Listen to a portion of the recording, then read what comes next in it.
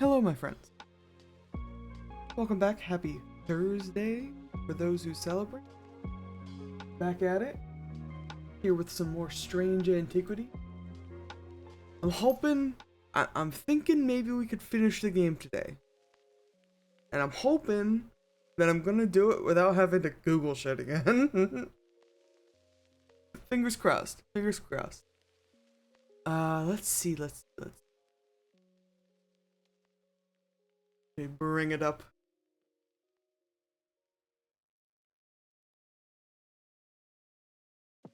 Goodness. Hope everyone's day is going well. Mine is going okay. My body's rebelling. I'm doing the thing where you know how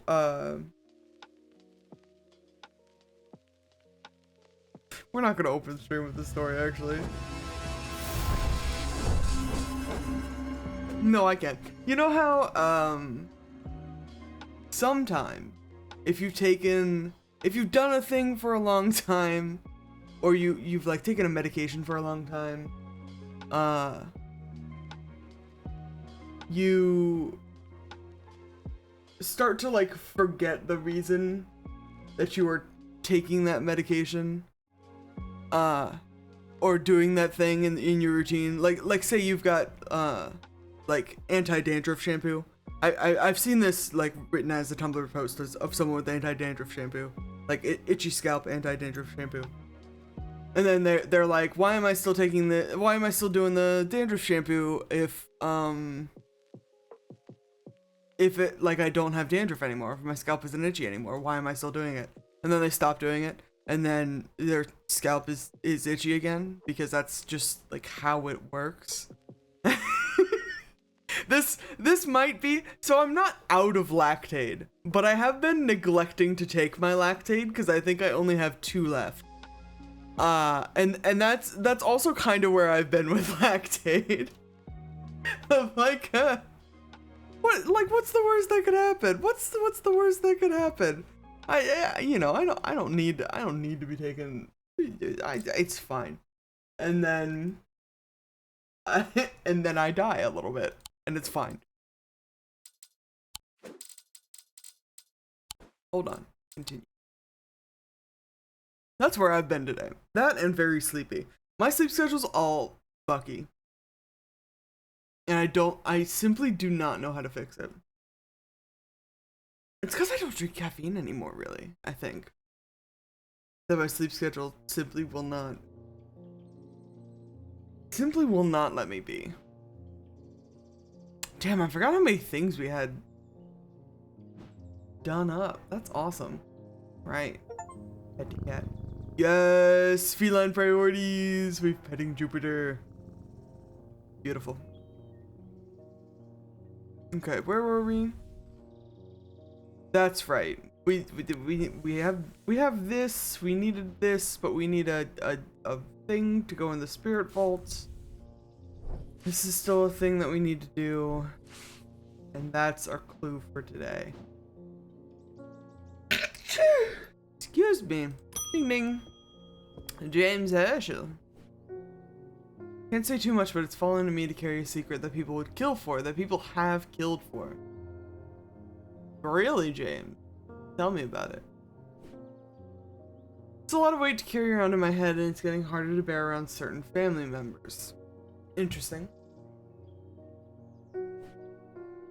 It occurred to me that it would be safer in an ecumenical. I'm sure we can find that. Do I already have that? I don't need the lactate. Sometimes I have a milkshake and it's only a little upsetting. ... I have made a mistake. That's literally, babe, I had pasta salad this morning, and I think that's what's done it to me. Because the pasta salad has, like, the white, it's got white cheddar, and it's got, what? Sour cream? Maybe? Yeah. He went to the bathroom after you and realized what had happened? I'm so sorry. Parentheses affectionate.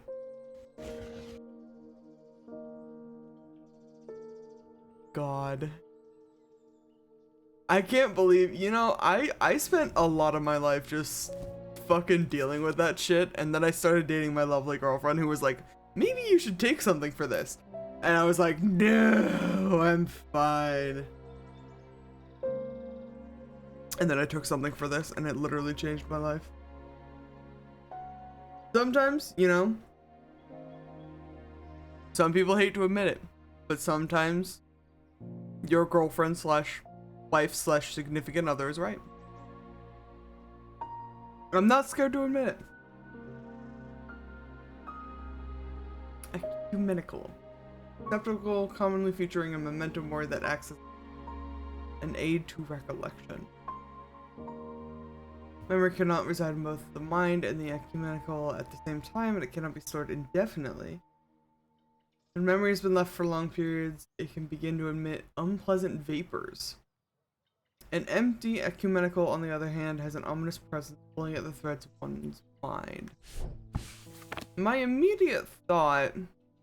Did we identify the coffin necklace? I think we did.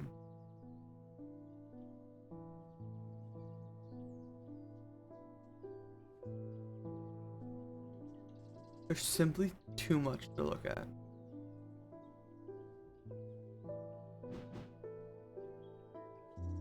No. This is my immediate thought. Nothing to remark, though. This is tempting because it's got the shape and it's got a skull, but that's definitely, it's a Helgar thing or whatever the fuck his name is. Oh, this maybe? It's got the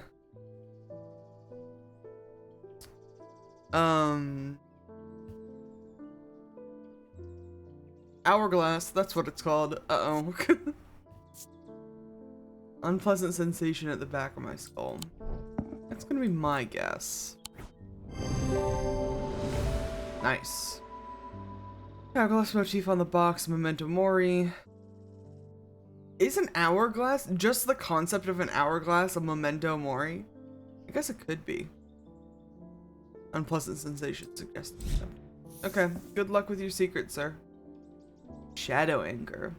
Shadow anchor is sometimes used in the practice of shadow casting, the art of projecting one's presence outside the body. Astral projection. Without an anchor, minds have been known to become lost. Shadow anchor designs can vary greatly. Some prefer pendants, whereas others prefer to clutch a totem in their hand. Some make use of symbology, or others use gemstones. They will always produce a field from the individual branch, however. Cool. So it can't just be whatever. Love it when shit like that happens. Love it when this game is like, hey, it can just kind of be whatever.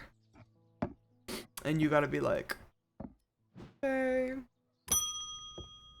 David Schaefer, how are you doing, my man? People are getting restless. Yeah, I figured. Followers of Holgar, that's the name, have been marching through the streets with that crazed priest at their head. Not long ago, that sort of behavior wouldn't have been tolerated in Ondermere. Now there are people joining in. Is this my fault? It might be. To answer your question, yes, it is possible to capture a wandering crowd. I know it is. I've got the capture device. To the north of town, if you follow the little stream up through the woods, you'll come out on a hilltop. That was clearly of some ancient significance. It is not uncommon to see wandering crowds there. Be patient, be still, and they will come. Your friend Barton. Okay. I think we're gonna run this now, while I can. North of town, follow the little stream up through the woods. You'll come out on a hilltop. Which north? This north? The Barrows? After a pleasant walk along the beck, I reach a series of grassy mounds, the Barrows. Whoever's buried in them must have been important in their time. If I am to collect what I I've come for, I will need to be prepared. Oh, yes. Well, is it just the thing that we need? Hold on. Wandering.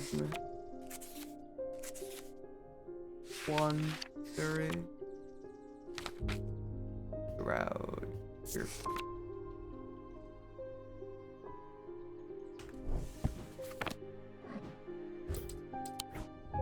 Yeah, right? Yippee.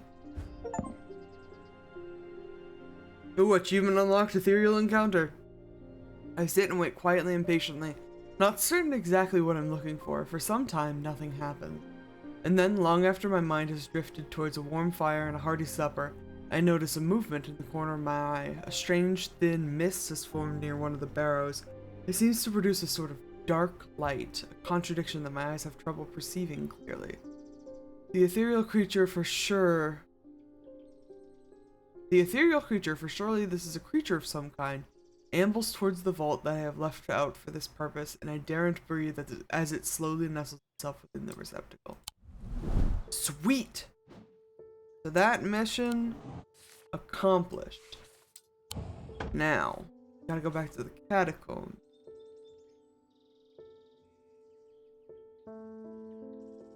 Hall of Shields in the catacomb, which is here.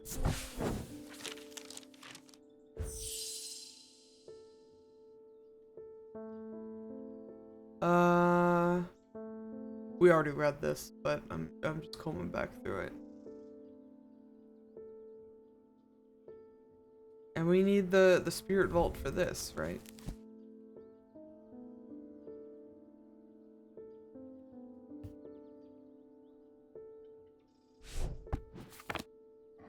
Ooh, it's like smoking now. Fun. Yes! Breathe deeply from the spirit vault and it clears my mind. I don't care to linger too long down here, but I forge on until I reach the unmistakable Hall of Shield. Wild.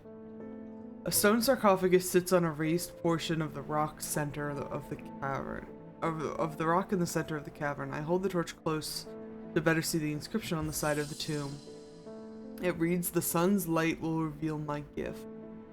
Mystified, I cast my eye up to the walls of the cavern and search the shields for some other clue, but nothing stands out. The sun's light, huh? Don't tell me we don't have shit for this.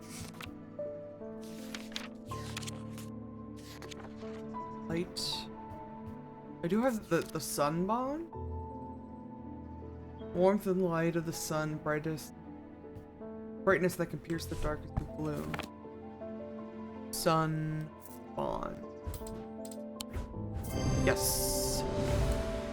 The sun bond banishes the darkness in an instant, half blinding my gloom-adjusted eyes and bringing summer's warmth to the cold cavern. Blinking and squinting, I notice that one of the shields in particular is glowing in the bright light. I reach up and pull the shield down to reveal a small cavity hewn in the rock behind it. Inside is a blood-red urn. Oh, sweet. Cool. Mission accomplished. Still don't. I'm hoping we're gonna get a second piece of that paper. Because I simply.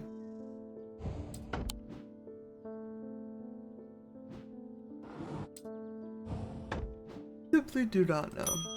Excuse me. James, you're back. Got to thinking after I left earlier. Transferring the secret to an ecumenical only adds an extra step. Yes, it's safer than walking around with it in my head, but I would know where to find it. Brother, what I really need is a truth conduit so that I can deceive them into thinking I know nothing at all.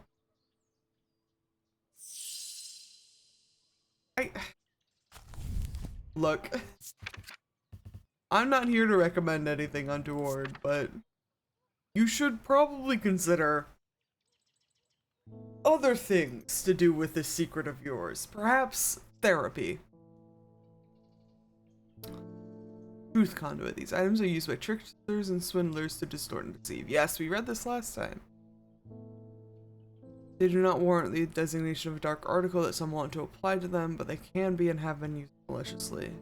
Gentle sound they produce anchors the mind as the spell is woven, combining symbology with a deeper, more primitive power. That's right. I think it's this one. It makes like a little sound. Well, that's just... No, that's not protection. Hold on, what's that symbol?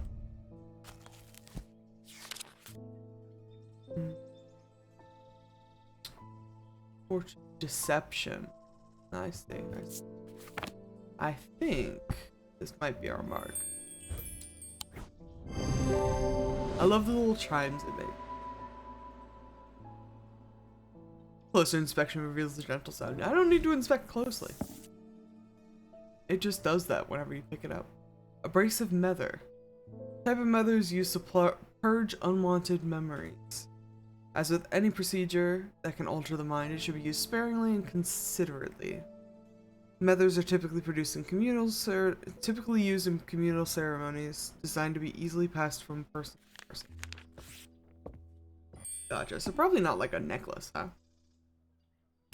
More like a totem. Evelyn Bennett, how are you? I've never felt more tired or more devoid of life. Oh, mood? An apathy is settled in my bones that I do not seem to be able to shift. While I still have breath in my lungs, I will not succumb without a fight. Have you also considered therapy? By the grace of Grey, I will find a way forward. Enjoy your lurk, darling. Forgot the window's still open in here, so if you hear cars in the background, I apologize, but...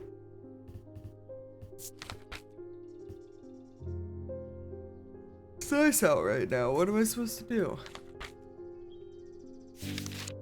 Grace of Grey.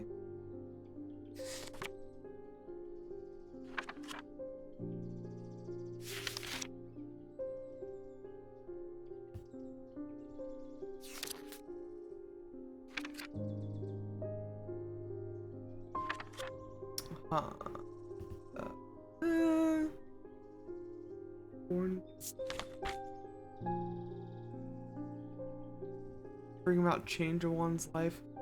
That's my immediate thought, I guess.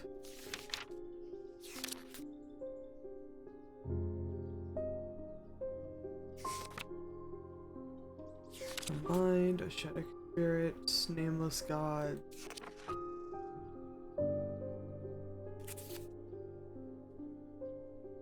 Wouldn't be surprised if they wanted like something new though.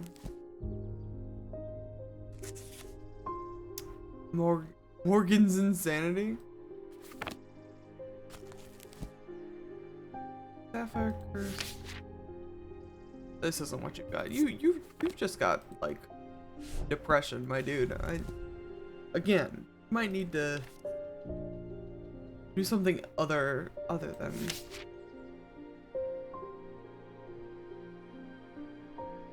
But God, I'm yawning so much. Please. I will like pinch myself to wake myself up. King Cedric, Knight of Thorns. Healing? Amplify. Oh no, that's not what I want.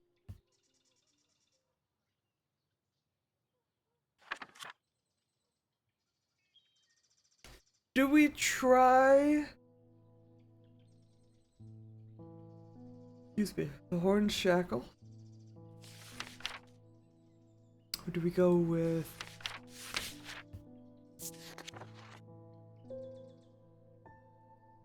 Imbued with a sentiment of feeling. Solenic Totem honestly would also potentially fit. Apathy, tired and devoid of life. By the grace of Grey, I will find a word.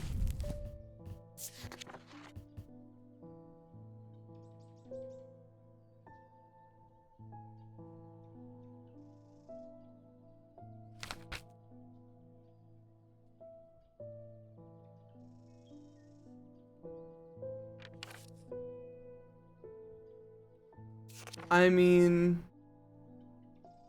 gotta try, right?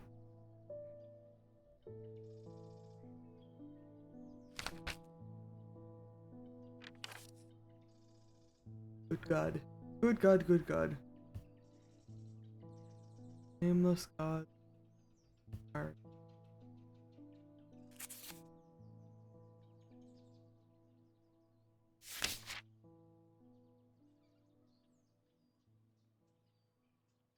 I am under the water. Alright, what was it? It was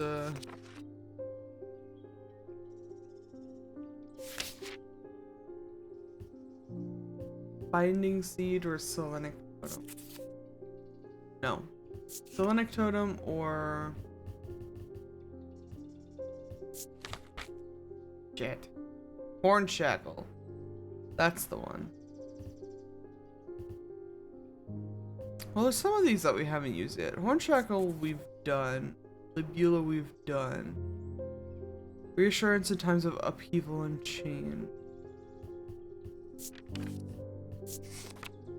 Scythian Charm we've also done.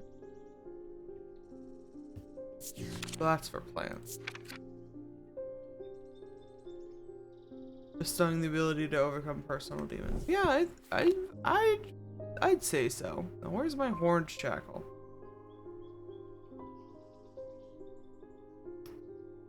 I only vaguely remember what it looks like. Oh yes, it's the little goat man. Try that.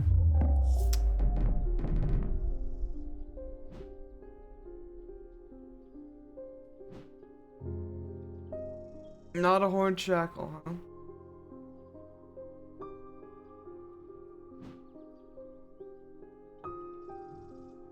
Is it a Selenic totem?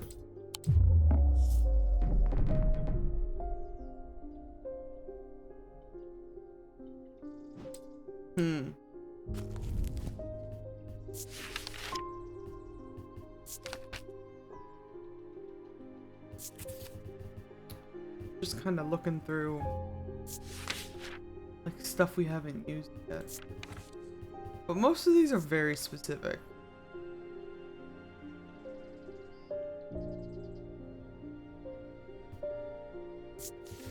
That's not what you don't want any of this Holgan shit, I'm sure.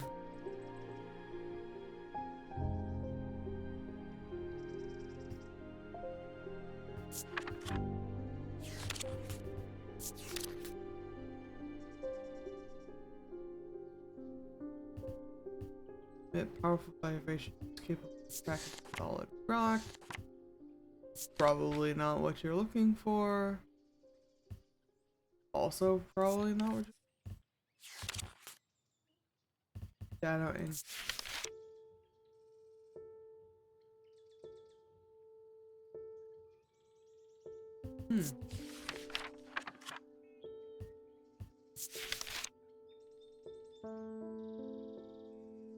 Oh yes, the spirit eye is the one that lets you see into the veil or whatever.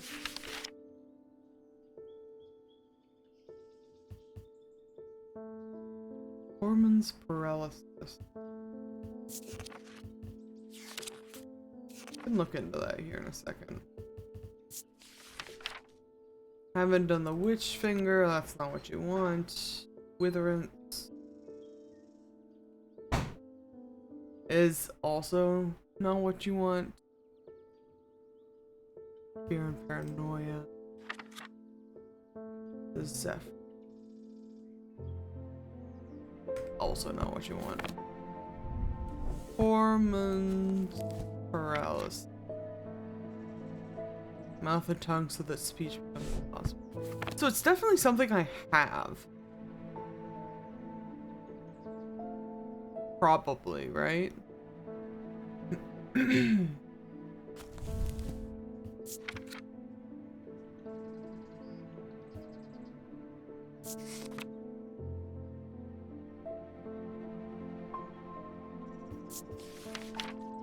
Change, breathe, basilisk, broken path. Oh, yeah, that's cult shit. You don't want that either. I love these types of games because I'm just imagining, like, you're going to this person for expertise. Like, if you were in universe in game, you're going to this person with expertise to fix this problem that you know you have. And they just spend 20 plus minutes like flipping through pages of books and like squinting as no, that's not it. That's not what you want. Like, it's a great vibe, but if I went to a professional seeking something of them and they looked through reference material for 30 minutes and then offered me a thing, I don't know if I would trust their professional judgment. It feels like something you should just like have and know off the top of your head, you know?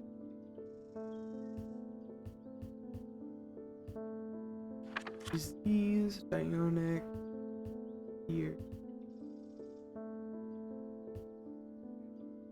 Wasn't the Selenic totem. Establish that. Important. Physical strength.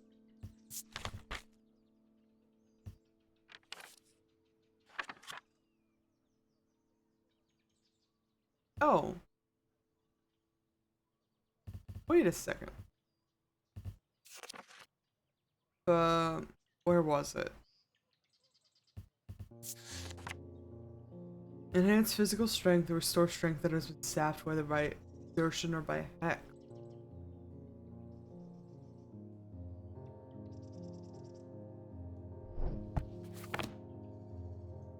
This seems more mental, but I'm willing to give it a shot, right? Ordnance.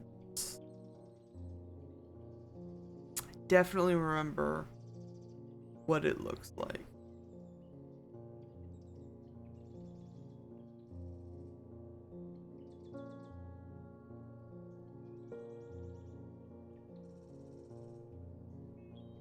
We're gonna like have to squint. Where did I put it? There it is.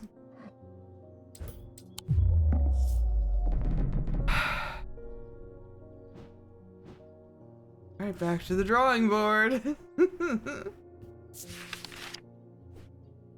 So you're not hexed, you're just depressed.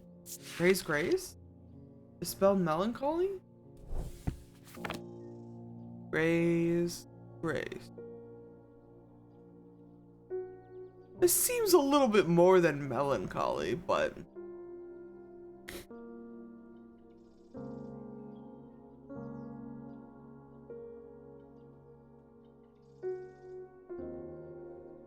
gosh, there's simply... We've come so far in this game. There's the grace. Try that. For your melancholy.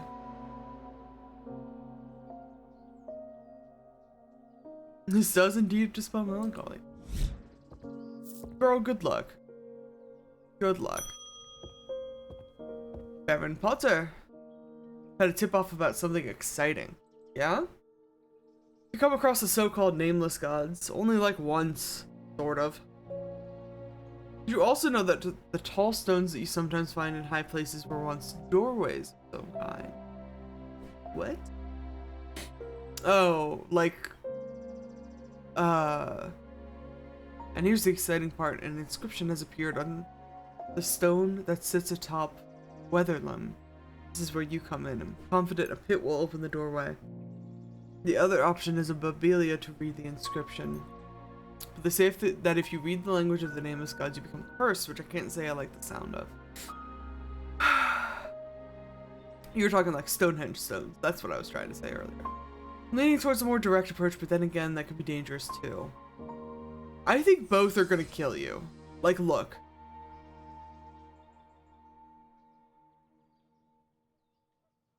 Reading the language of the old gods is... The old nameless gods is probably going to turn you mad. I agree. But I also wouldn't just, like, open a fucking portal to another dimension willy-nilly. That seems worse. That seems like the worst option. Do you want a pit or Babelia? Badelia. The pit's the one where you can astral project with. No. 3 elements allegedly represent the earth, the sun, and death. Energy is balanced in such a way that the object does not produce a recognizable thermic field. Oh yeah, crack the rock. Crack the rock.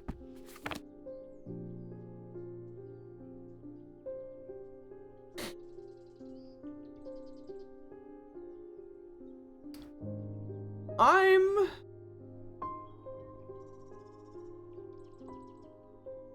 wanting to play it safe, which is probably going to get you killed, sir. I'm sorry. And I'm going to offer you a Babelia if we have one.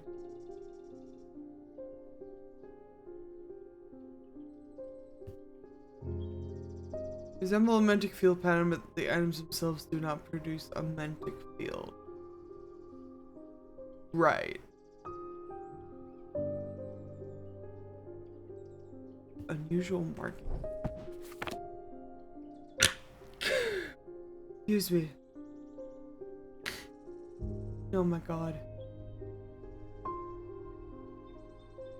Would it be this then? Represents, it looks like a mantic field, but the items themselves do not produce a mantic field. I wish I had actual, like, physical reference for each of the fields.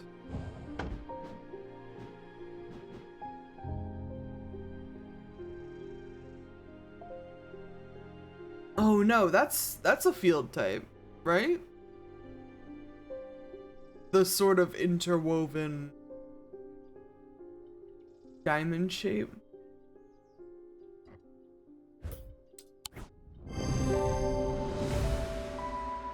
Yeah, acquired. Thank you. I hope this works. For your sake, I hope it does too. Here's a token of my appreciation, something for you to ponder over. Lay it on me. Ooh. Is that gold?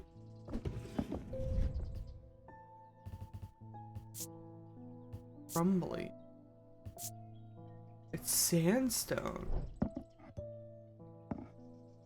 Interesting, interesting. Marked by Jupiter, eh? Run that.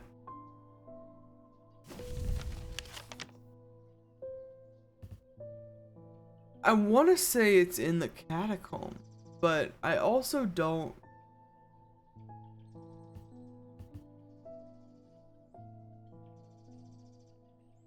know if there's any like planetary symbolism down here other than the sun. Jupiter.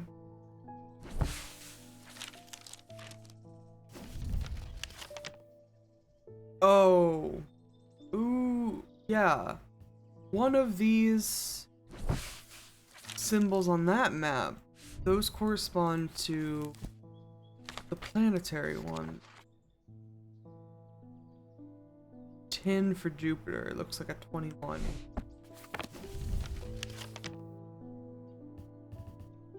Or a 4, I guess. Yippee! Mark of Jupiter on my map leads me to a square room on the ground floor. Other than an intriguing torn note, there doesn't seem to be anything of interest until I notice that the bookshelf is mounted on a runner and can slide to one side. Ooh. I push it in and it glides easily, revealing a hidden recess in the wall behind it. It's the other half of the note! Yo, and this sick snake necklace. Another one that I'd unironically wear.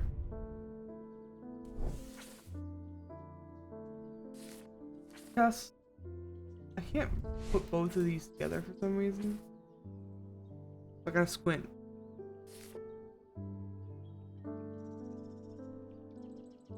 The castle vaults are blocked by a diurnic seal. It could be opened by any object made from silver or gold that produces a diurnic field. Oh, that's right. I do have Diurnic Field. I do have reference. It just kind of sucks to get a hold of. Okay, hold on. Diurnic. Big circle, small circle, diamond shape. Big circle, small circle, diamond shape. That's that one, yes. Okay.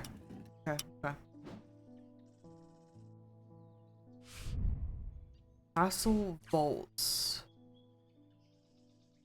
In this castle? Master bedroom. The vault.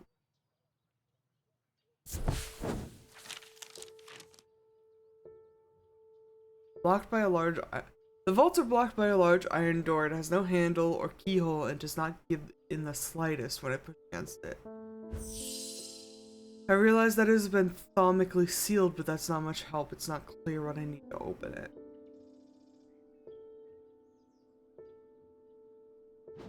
A diurnic seal can be opened by an object. Any object? Any object. Made from silver or gold that makes it that casts a diurnic field. Well.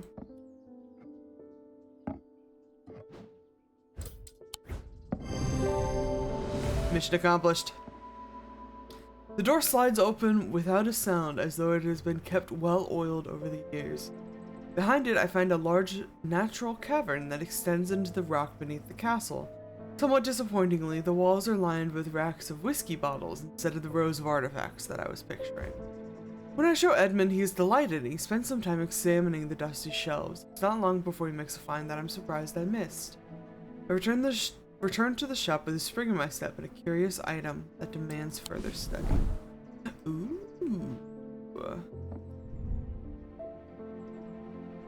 Interesting. The Bishop's Square is a simple tool of my great-great-grandfather's devising, loosely based on a briar's disc. By all accounts, he was an impressive man, but it would seem his mind began to fail him at the end. Perhaps he spent too long studying Dea. He imagined invisible enemies coming to steal away his most prized possessions, so he began hiding them about the castle, noting their locations at a code that only he understood.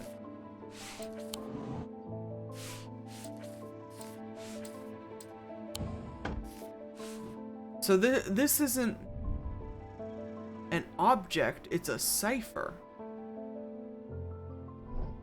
I'm assuming. What are these symbols? It looks like the spring, summer, fall ones here in the back. Yeah. Autumn, spring, summer, winter. Autumn, spring, summer, winter.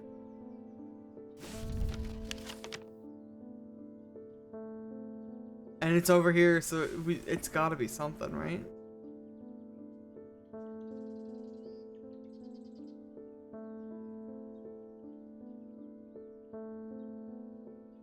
I don't know what you need to line up, though.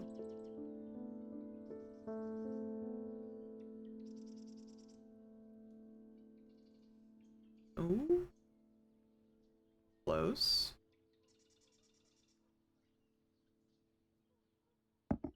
We have...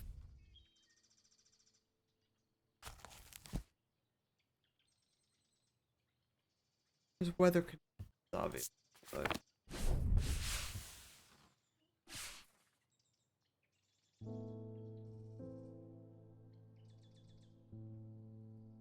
Some of these come so close to lining up.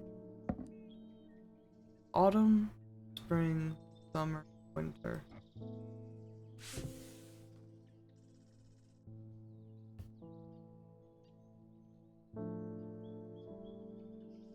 Is there like what's the one for snow?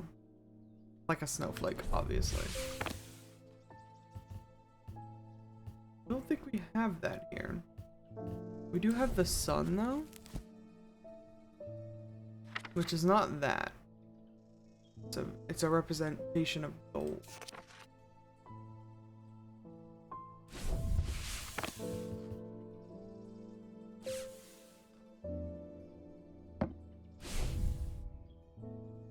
Bishop Square.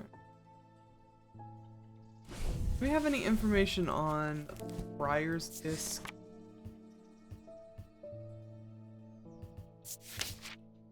Do I have one of those? No.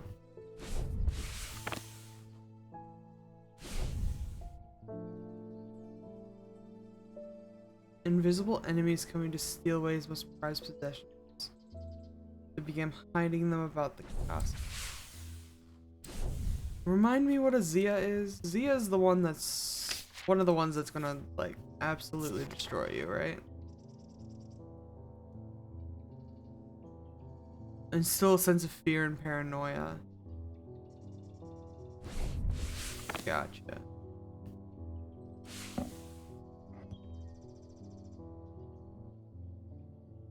I do think it's gotta be these symbols that we're looking at. Because they're the only things that like mostly fit.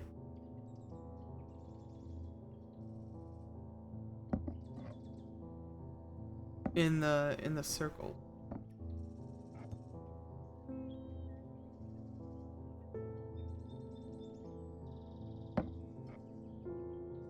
But I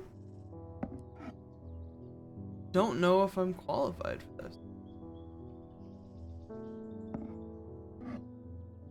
Because none of them are close enough together.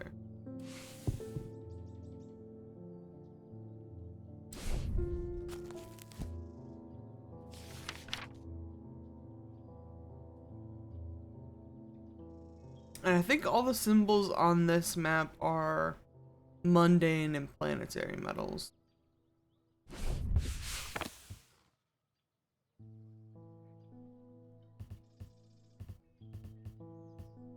So, sun, that's Jupiter. There's... These also aren't clickable, so... Iron from Mars. Is there not? Actually, that's not all of them. Okay.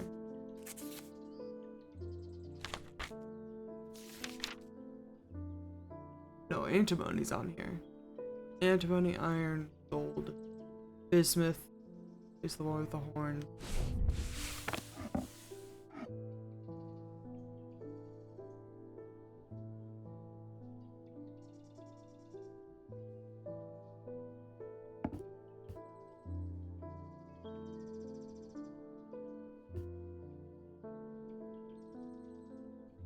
Winter, spring, summer, fall, huh?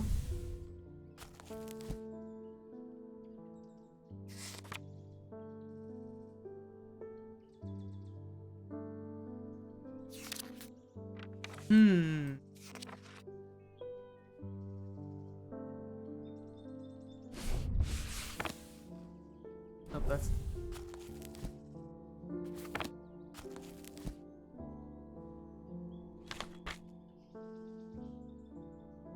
I'd love to just be able to like scribble on this map and be like, this is the one for the gold, and this is the one for, because it's actually like a little annoying to have to bring this back up again so often.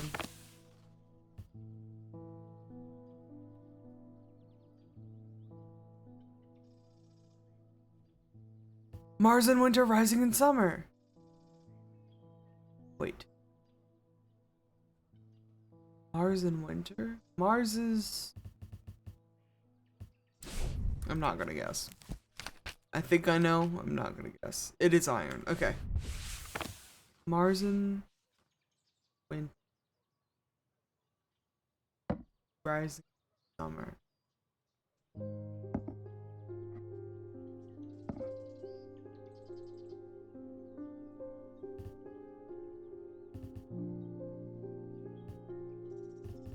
And that over there is antimony?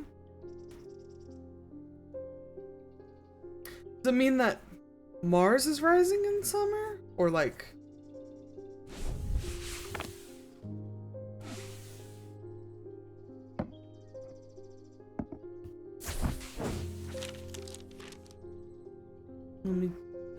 Let me check. Hold on. Smells and sounds of cooking greet me as I enter the castle kitchens. I feel a little foolish as I try to avoid the cook's glares while following the clues left to me by a mad old man. What was I thinking? I'm not going to find anything here. And yet, on the exact spot where the map leads me, there is something. A floorboard that has been cut and replaced. With a little difficulty, I lift it up and feel around for the cavity below before my fingers grasp something hard. Yo! Look at this guy! Come at me, Totem! Hell yeah! God, are we gonna have to do 4 more of those? 3 more of those?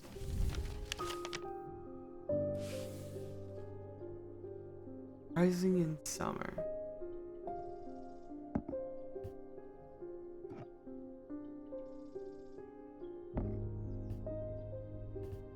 There's a couple of options.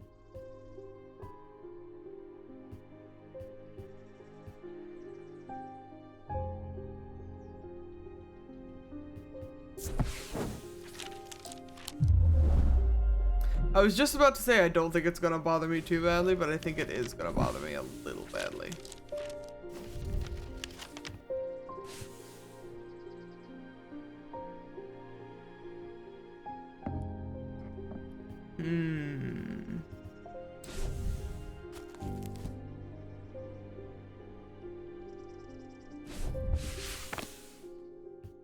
Well, we found one thing here.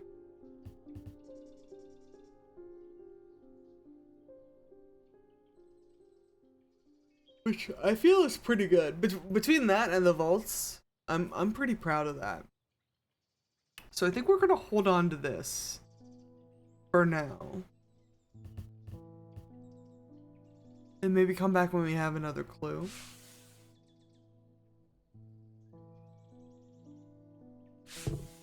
Because this isn't checked off.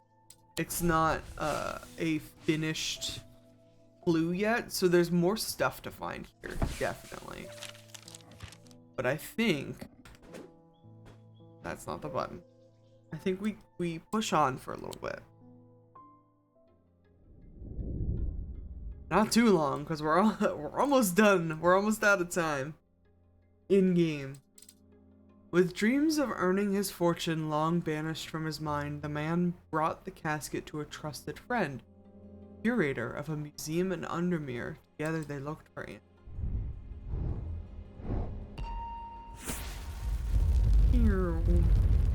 Ooh, is it a sword? Yippee!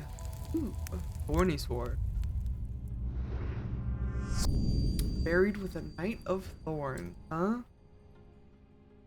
Okay.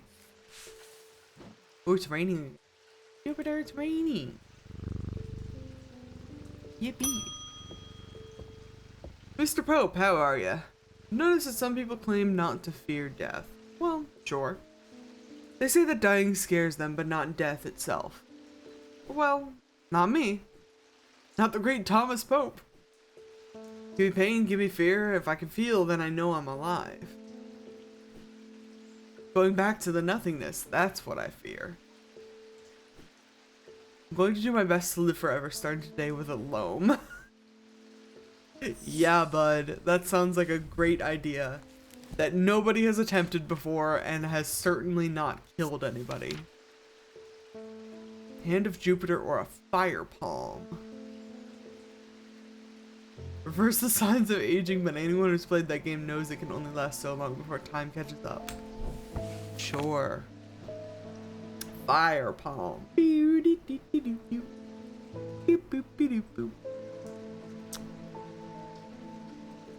Hand of Jupiter. I'm envisioning like this actual hand. Chills my blood to hold it. But probably not. But it would be funny if you just like held hands with this totem. And it was like, ah yes. Mission accomplished.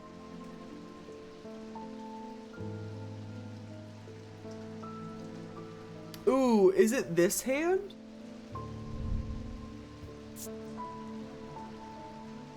Cause I'm imagining the swirly ring is very Jupiter.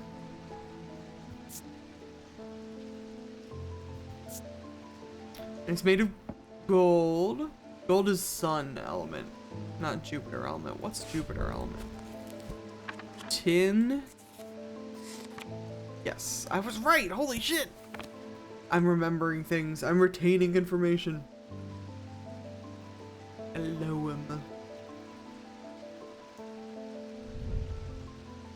What about this guy? Something unusual about this item, but I can't quite put my finger on it. Oh! That's certainly something unusual. If your necklace is making a low groaning sound.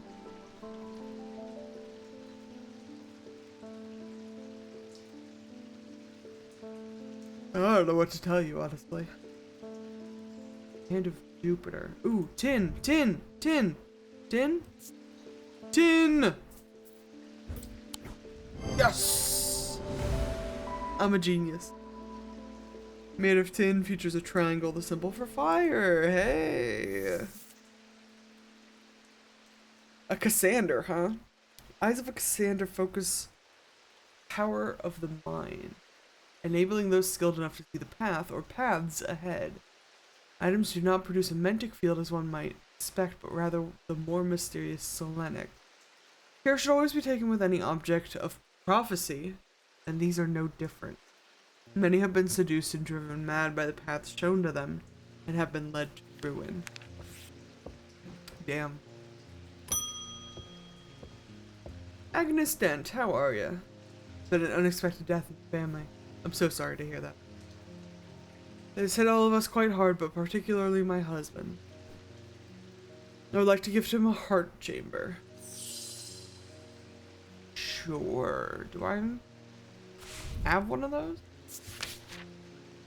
Heart chamber. Oh, yes. There's a vast skull in the catacombs said to be the beast Belencathra.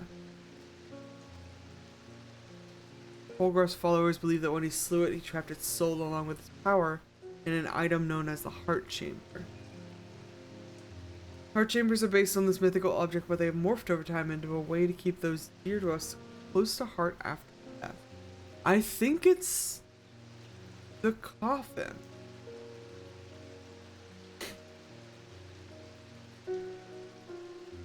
It's gotta be something on this man, right?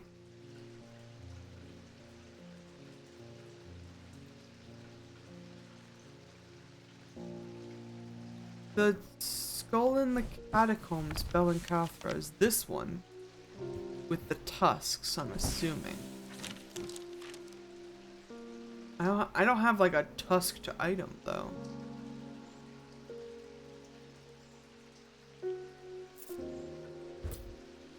That's the first thought.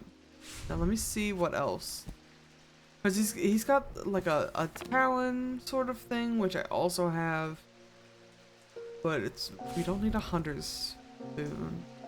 He's got this sort of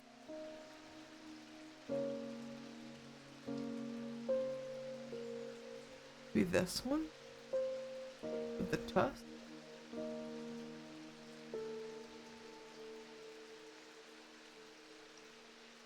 I feel like that's red herring-ish again.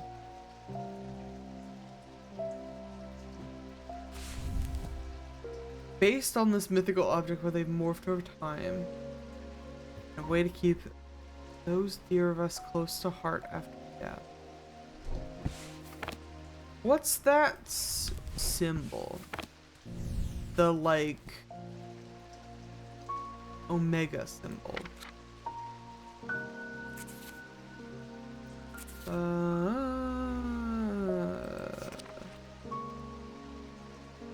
Death. That's the death symbol.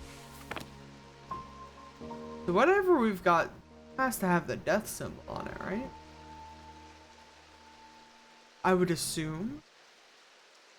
Death symbol? I guess it doesn't have to have the death symbol on it.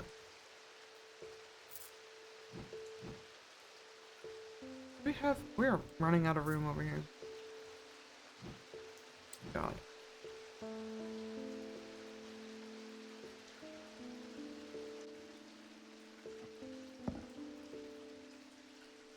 That's all the weather patterns. Bird.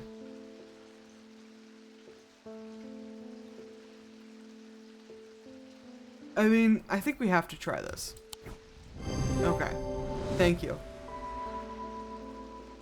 I love the red herring of this object has changed over time. The representations of this object have changed over time.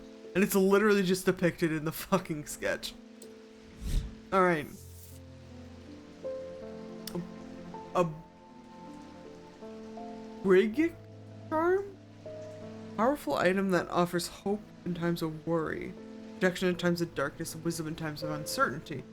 Wields the power of the maiden, the mother, and the crone, the Wiccan triple goddess. Yes, of course. I am vaguely familiar. Good luck with your dead family member and your grieving husband, darling. I know you've already walked away, but still.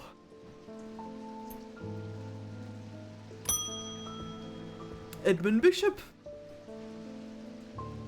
You ever work out what that Bishop Square thingy was? Sort of. Suddenly remembered this note that I found some time ago, and it occurred to me that it might be related. Ooh, gimme, gimme, gimme. Almost threw it away, but it intrigued me, so I held on to it. Haven't a clue what it means. Blessings in spring, rising in autumn. Ooh, okay, so this is where we need to center the whatever in season is where we need to center our thing. And then what we're looking for is going to be in rising. So blessings in spring. Fortune, maybe? We're gonna do this real quick. Castle. No fortune. So no fortune? Blessings in spring. Truth, life, I don't think is on here either.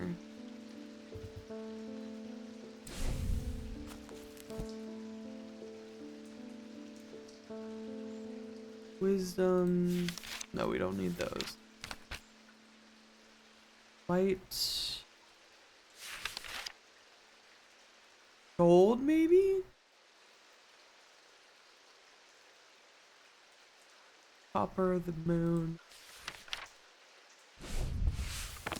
So if it's blessings in spring, rising in autumn, it would take us to the library. But it doesn't look like it. Piled up on a reading desk, I find books on ornithology alongside bestiaries of the old world. You learn a lot about a person for the books that they read. Certainly.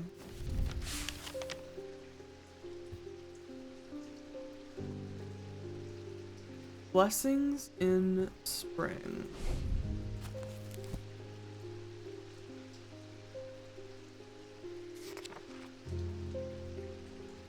Lead, quicksilver, silver.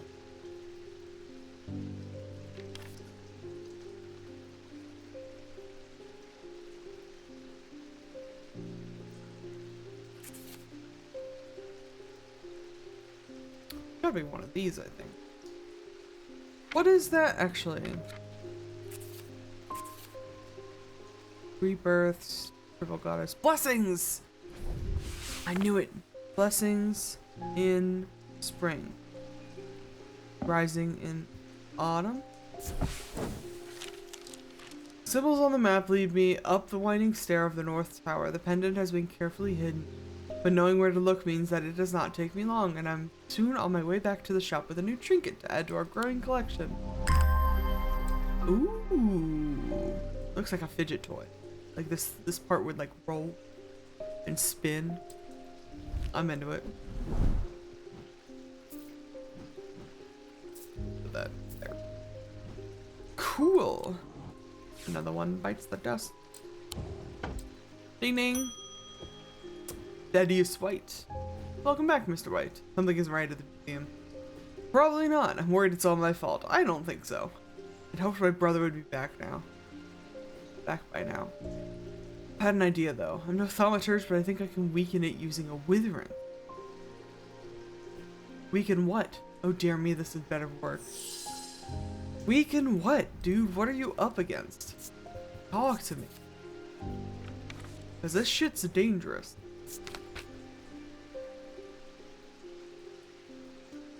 Crafted from stone, like the Fortinance, but wood is commonly used. And the Fortinance is for strength. Our Fortinance is over here.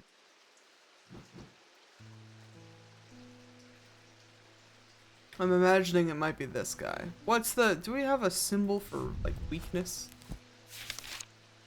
It's gonna be way up in the front. Confusion, paralysis, fear, truth, strength. Weakness, yeah! Yeah? Look at this little gromlin! Fortinance is used for strength. Yes, yes. It's made of wood. Good luck, I guess? Is that folium? Blade is drawn across the face of a folium 6 times during the ritual of the Hand of Prior. Dreyer huntsmen and those wanting to prove themselves perform this ritual before seeking out the basilisk, as a folium blade is the only known way to pierce its thick armor. Ooh. Lore? Amazing. Jacob Priestley? How's it going, Mr. Priestley? My mind is severed. Need mether. Uh-oh. Which mether would you like, sir? Purge unwanted memories. Be sparingly and considerate. How many methers do we have? Yes, we have a couple. Particular type to be used to enter a meditative state and bypass the pressure of consciousness. No, I don't think so. Solemn varieties considered most powerful. Forge pathways in the mind to recall which has been forgotten, or to repair that which has been broken. Yes. The solemn mether is what we need. Now, the methers are those cups that I have, right? So it's got to be one of these. You can go back up.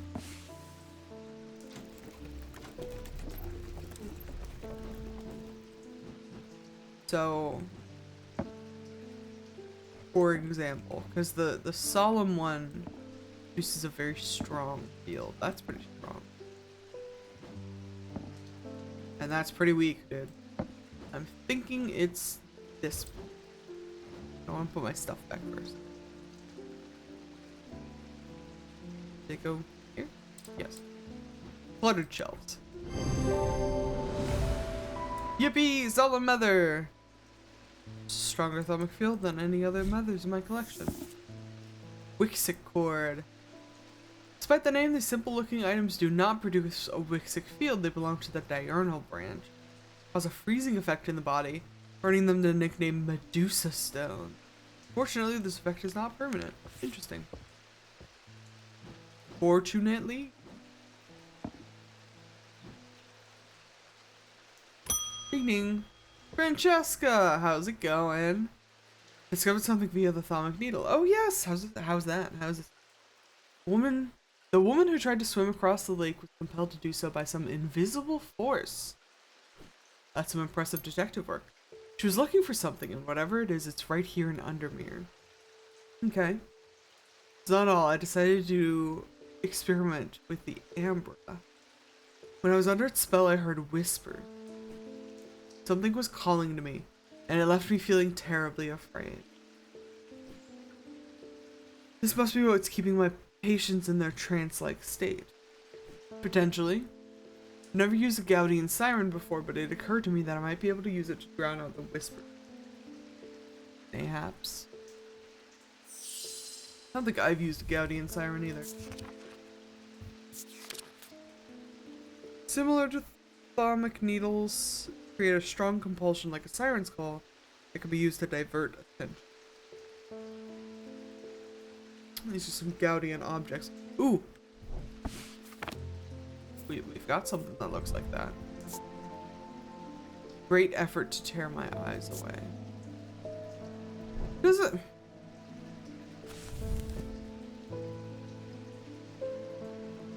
Divert attention. Is that what you want?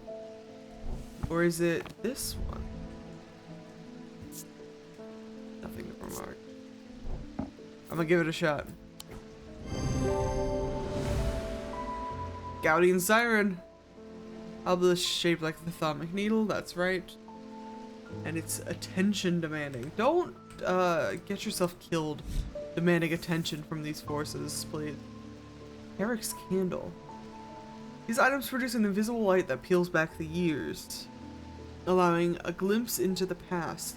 The effect is often murky and blurred, but it works passively on stationary objects, marked by a depiction of a candle upon their surface. Fascinating.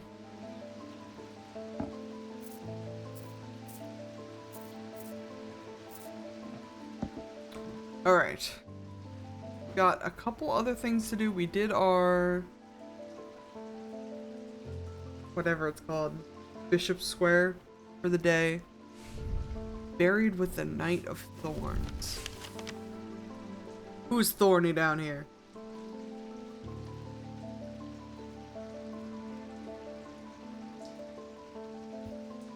We got some flower imagery, but nothing really... Well, the knight and a plant over here. That's probably my first check. Wasting my time. Alright, fine. Knight of... I don't have a symbol for thorns. I don't think.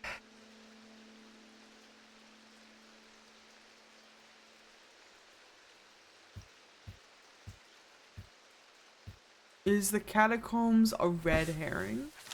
There's other burial sites. Nothing on these grounds, I don't think. But...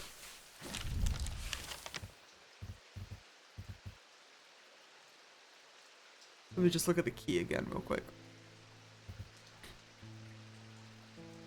Barrows, High Green Church, Heathwood, Museum of History, The Spoken Word, Keystone Manor, Blacksmith's Guild, The Pit, Mossy Wood, Calgarth Hall, Knight of...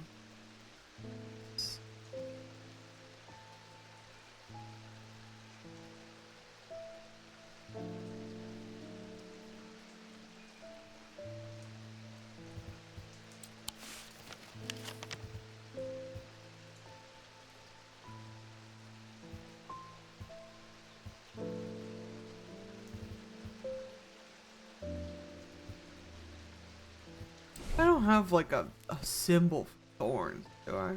No. Poison.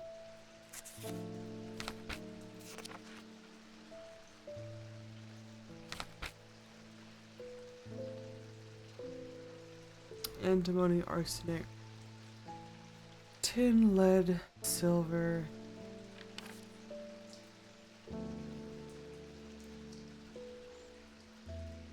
Winter. Which sign? Which is... This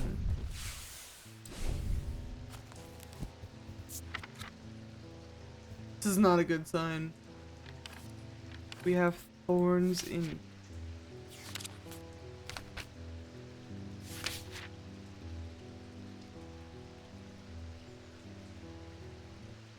E-R-S. Translation Truth Thaumic Field. Surely.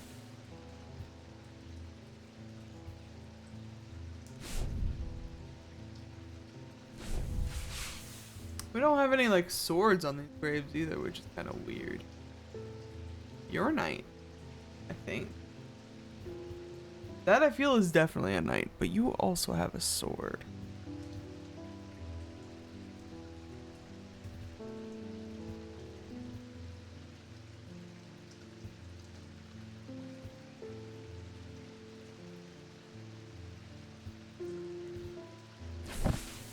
Artifact is it? Lobelia has that symbol on it. Symbol that's on this grave.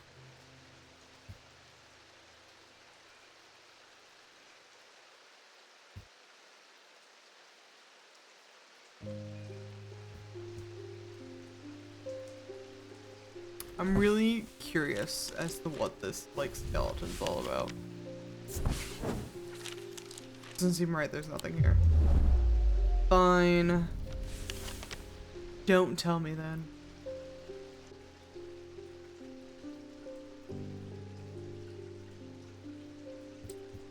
There's that symbol that I don't recognize. Oh, it's like the death symbol and also like a triangle.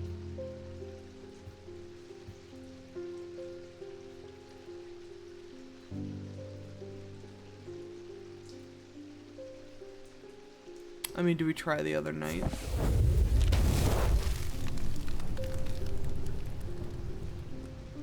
Now, why?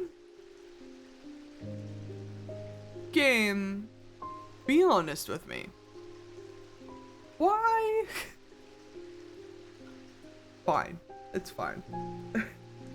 I've resigned myself to missing things in this game. It'll be fine.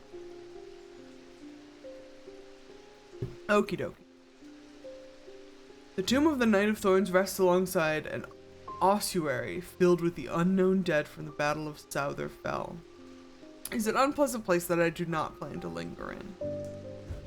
Happily, I'm able to find the item I came for without difficulty, and I quickly leave, and I don't look back until I'm out in the bright of the day once more.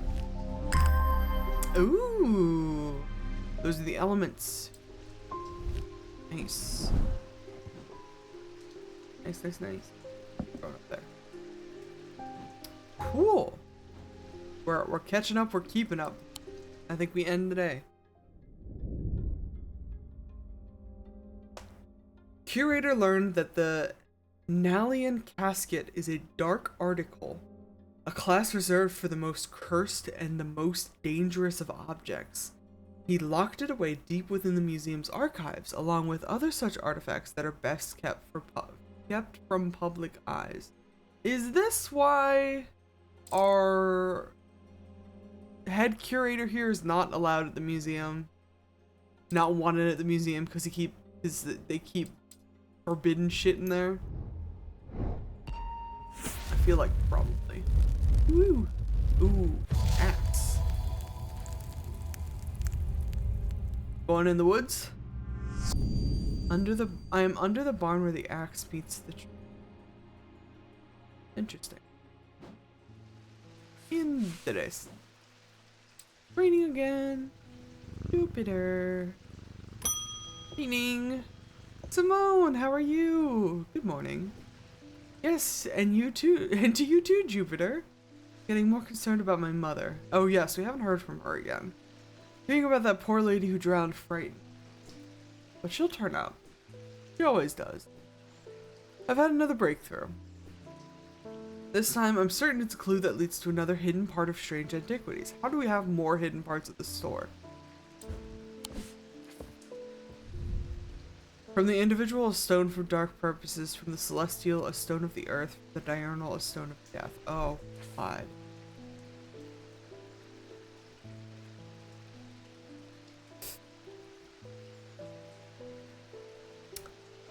Yes. Okay. From the, so, individual, celestial, and diurnal is these. And you're talking about gemstones, I'm assuming. So from the individual, which is Mentic or Wixic, you want a stone for dark purposes, which is the bloodstone. Stone of dark purposes. I think that's the only bloodstone we have in the shop. From the celestial stone of the earth. Celestial is Cillianic or Dradic. So you want something Dradic in general? Aquamarine, Jade, Obsidian.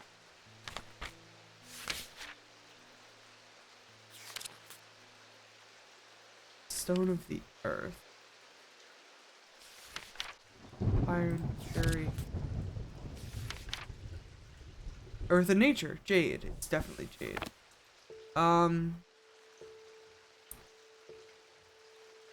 Do I have an item here that singularly has Jade on it? Is that Jade? I'm going to assume so. Because it's not striated like malachite. Again, I wish they just told me what the fucking gemstones are, dude.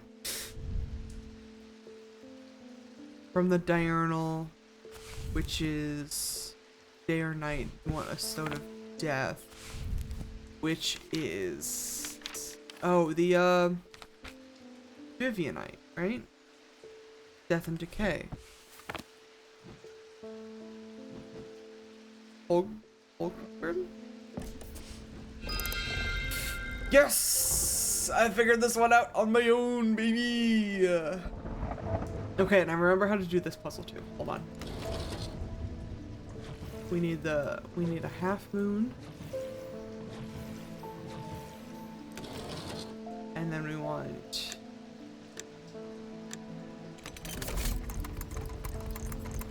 ooh!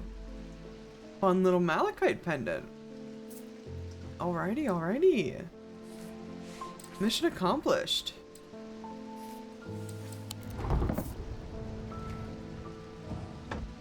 Ring ding. Oh, Mr. Priestley, you're back. Thank you for the mether. I've seen into the yawning deep. I've seen beauty beyond the comprehending mind. The price is steep, but I pay it gladly. My shadow anchor broken, must cease. Shadowing. That's for your astral projecting. Yes, yes, yes, yes. I'm sure we have one here somewhere. Designs can vary greatly. For pendants, some prefer to clutch the gem in their hand. Symbology, or at least gemstones, that always produce a field from the individual branch. You need an anchor for your mind. So let me symbol check. Individual branch is Mentic or Wixic. Strength, truth, life. Anchor point, huh? Probably not the symbol for darkness, but like maybe the symbol for darkness? Symbol for spirituality too. And then as far as gemstones go, strength, night and darkness, fire and fury. I'm assuming it's, well no, it wouldn't be moonstone because it's from the individual branch, right? Which is, I just looked at it. I just looked at it. No, it isn't. Mentic or Wixic? Yes, Mentic or Wixic.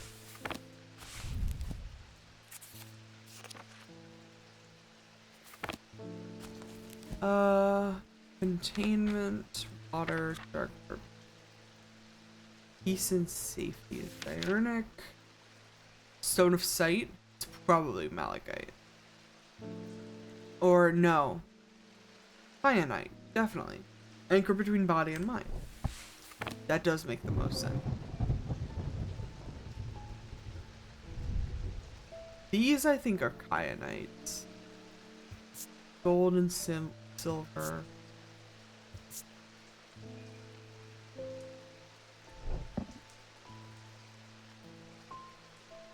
don't think I have anything else with kyanite on it. I'm gonna give it a shot. Yes! Produces a magnetic field. Which, I didn't check, but I trust. Ooh. Nephrogaunt? These were once worn by the 5 necromancers. By the necromancers of the 5 gnolls who used them in their rituals of resurrection.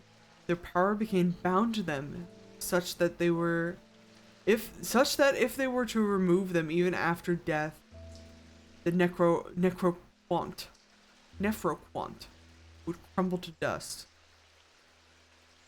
Today their power is much diminished, but they can be used to draw out infection. However, they will cause abraxas if held against bare skin for long. Interesting. Alright. Ding ding. Audrey, welcome back. You've shown yourself to be a useful ally in these worrisome times. Try, I guess. Keep one eye on the lake in the coming days. When blackened eyes seek the casket and waters turn to midnight, perform the sacrament and have faith in Holgar. Okay. Blackened eyes are seeking the casket, that I do know. Oh, okay. The sacrament is a baptism ceremony in which one's life is pledged to the warrior god Holgar, is performed by a blood priest within a stone circle. In spring, a charm of green growth. In summer, a pendant of the yellow sun. In autumn, an instrument of the red night. Winter, a totem of fire. Green, yellow, red, blue. Cracked, I guess. Is this something I need to be doing? I don't think I'm qualified. First of all, I don't think I'm qualified to perform this baptism ceremony. Second of all, do we want to pledge our life to the warrior god Holgar? Is a question. We'll worry about that later. David, my man. I'm afraid this letter was sorted incorrectly and it has ended up doing a round trip to Kendall and back. That's okay. I'm sure it's of nothing important. Better late than never. Correct.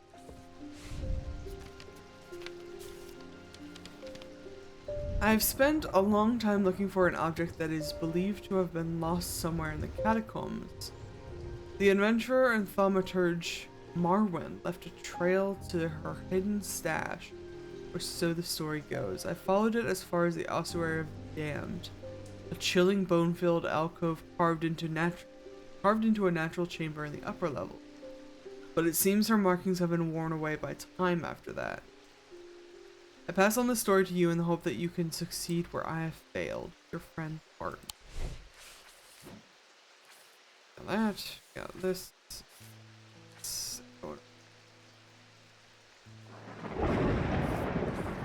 We'll worry about them later. Probably.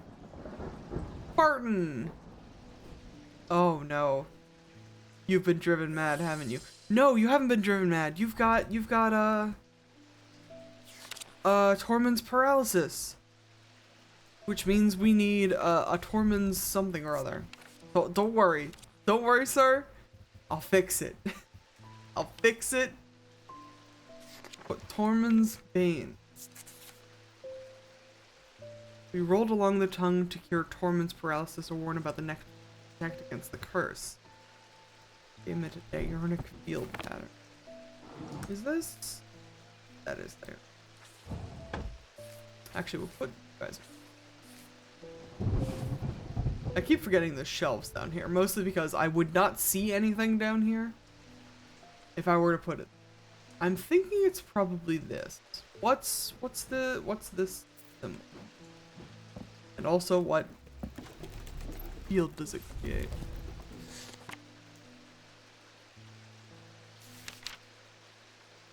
I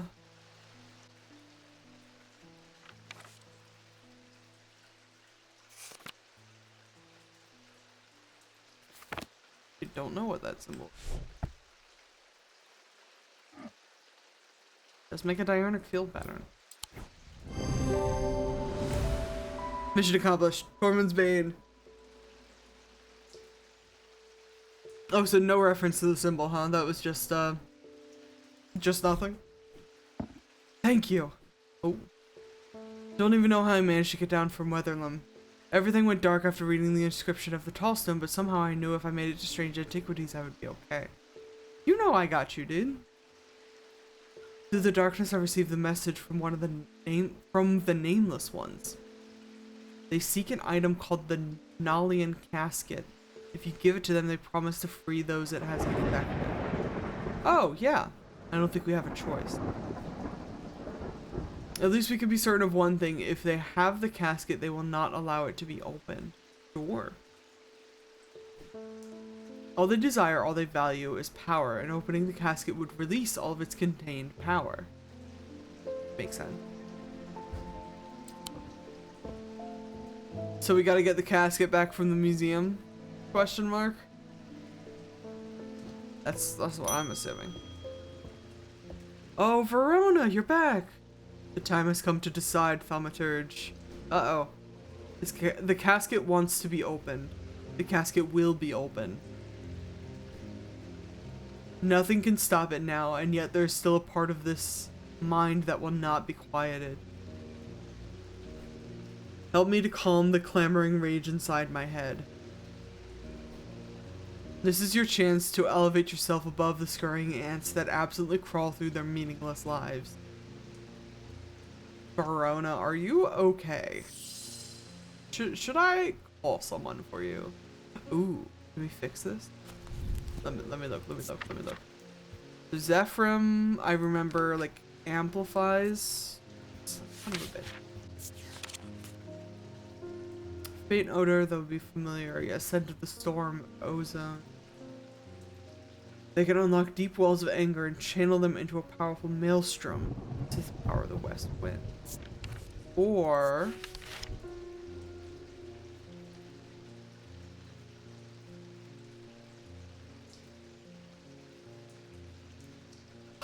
I don't want to hurt Verona with the Nether, though.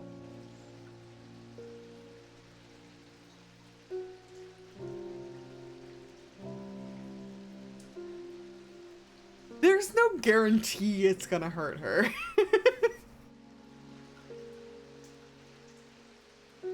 I don't know if I trust whatever's possessing her right now with the power of the west wind. That seems ill-advised.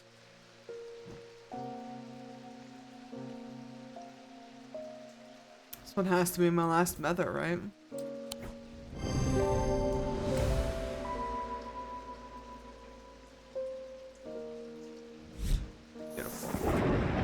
Grease.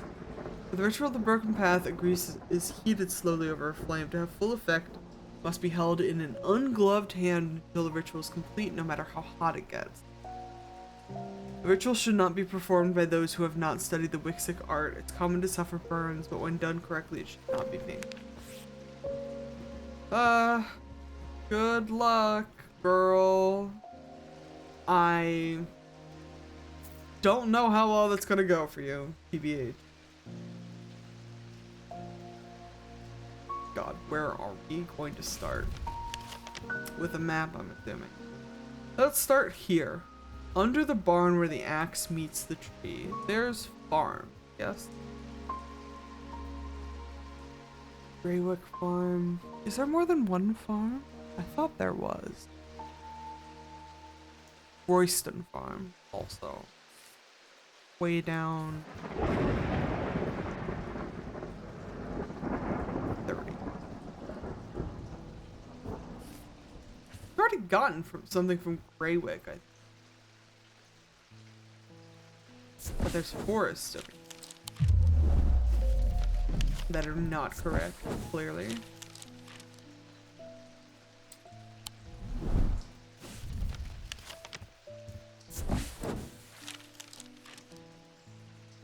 Royston Farm is as warm and welcoming as its owner, John. Greets me with a grin and a handshake, always eager to share a story or two about the land.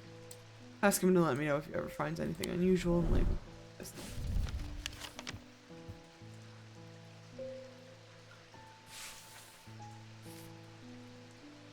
Under the barn where the axe was.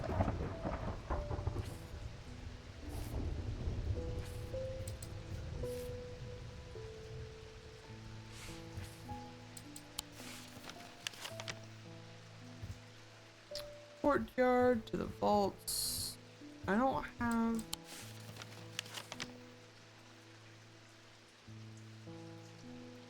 don't know if I have enough info on that. We checked both of the farms.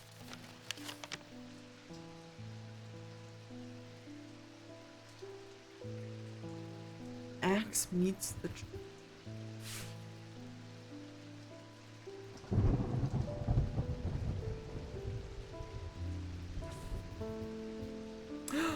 Pine Road and Woodcutter's Lane, where the axe meets the tree.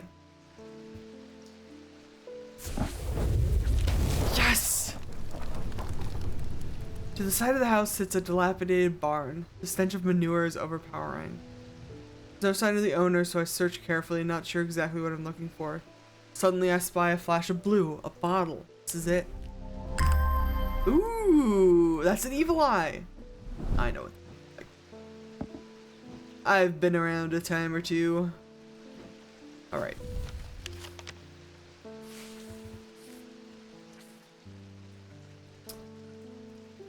Let's see. We need catacombs for this one.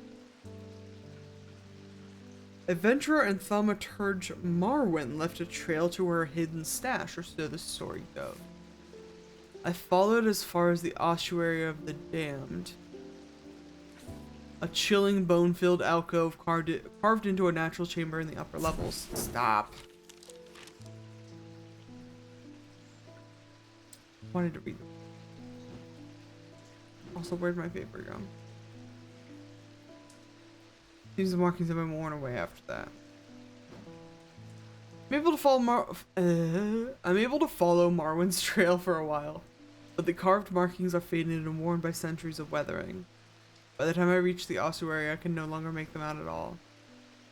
Fortunately, I always wanted an excuse to use a Carrick's candle.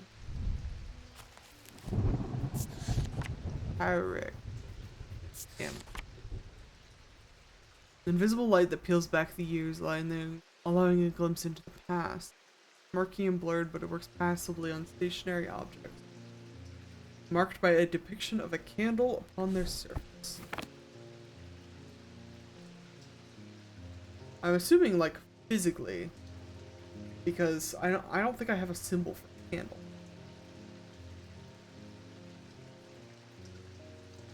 And yet,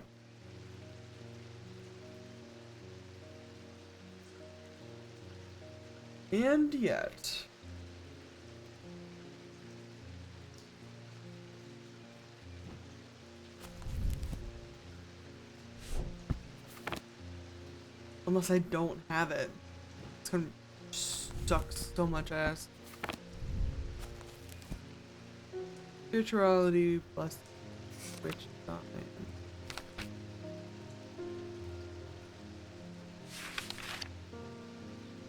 There's light. The triangle with the circle in it. And foresight with the eye.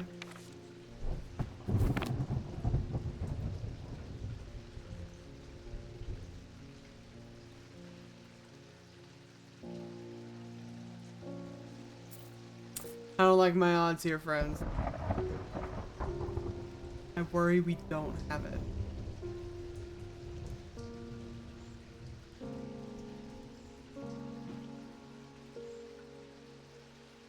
But how can we not have it? Alright. Leave that for now.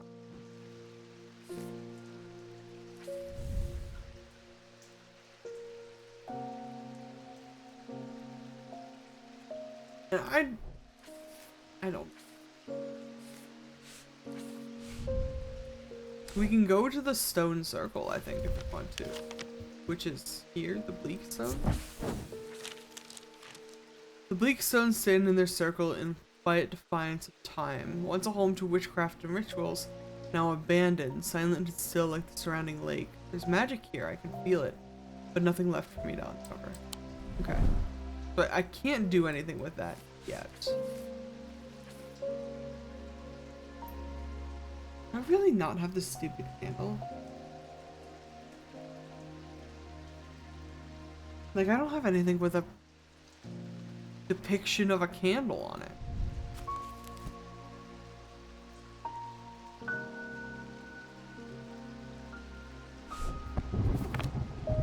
That's kind of stinky.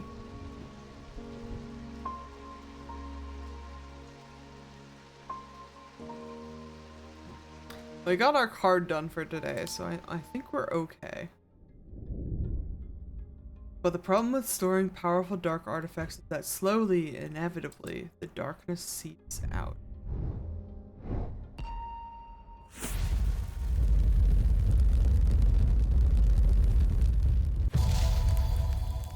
Oh, a ball of yarn. Okay.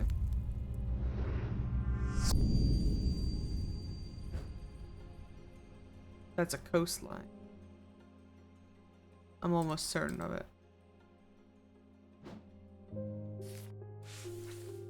Actually, in fact. So we don't get stuck somewhere.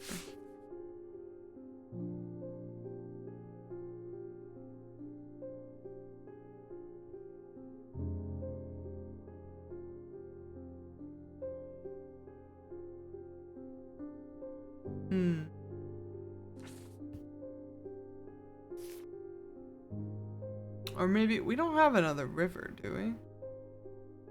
All the streets are very straight.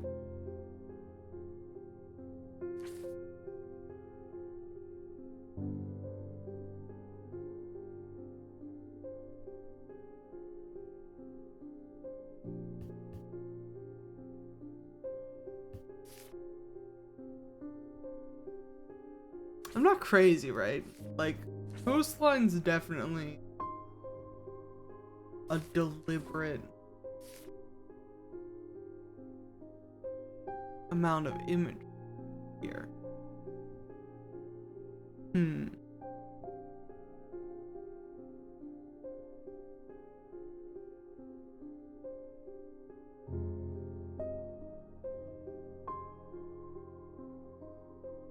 But maybe I am crazy. So crazy, in fact, that they put me in a room. Alright, fine. I'll hold off. There might have been something in the catacombs, though. Okay, hold on. Someone very dear to me has fallen ill. Marion Lancaster. Like a necroquant. Do not be concerned, dear. I have used one before and I know what I'm doing. Are your eyes okay?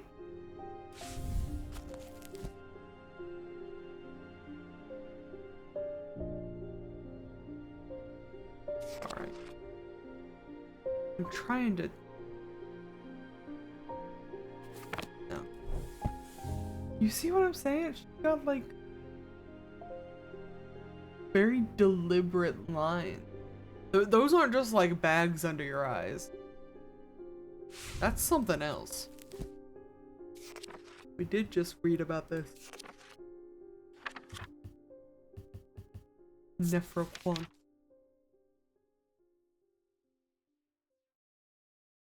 Worn by the necromancers of the 5 gnolls who use them in rituals of resurrection.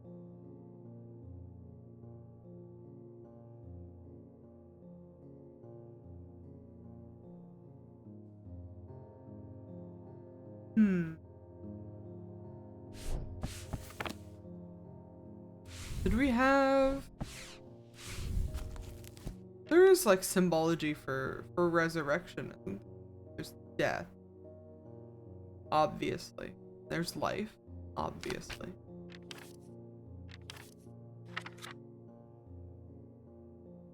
Rebirth. The spiral.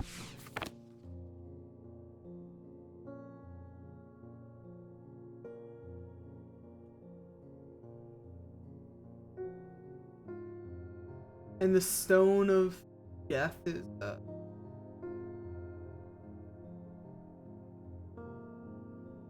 that one on the Hogan's Grim that I can never pronounce.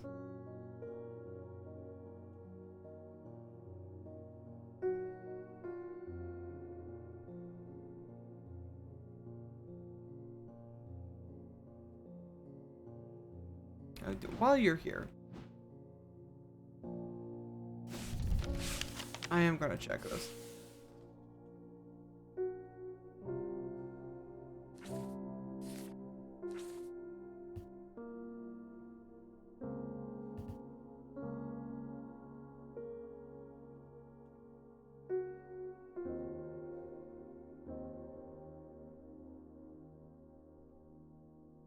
No.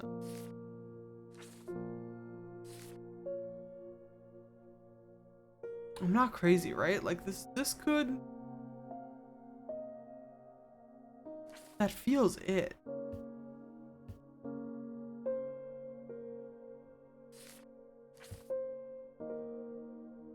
But then once you get to here, it like doesn't work. Unless it's one of these. Nope. I'm gonna try the other one. Nope.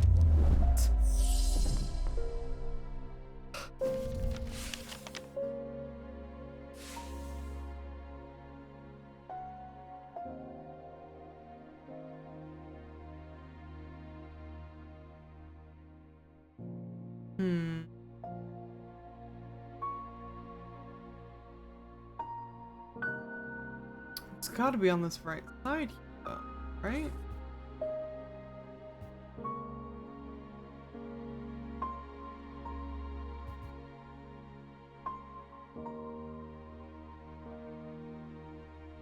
Is it here? Yes! Inhaling deeply from the spirit vault to stave off the madness of the depths, I make my way carefully down crumbling passageways past decaying crypts. Placed carelessly on top of the tomb is a collection of clay pots. Some lie in pieces, but most are whole. At first the collection seems unremarkable, but one in particular stands out, and I take it back up to the surface to take a closer look. Interesting. That is an elemental symbol that I don't remember. The elemental symbol of Earth? The elemental symbol of Earth. I could have guessed that, considering it's a clay pot, but... Fascinating. Alright, so you're Nephroquant or whatever.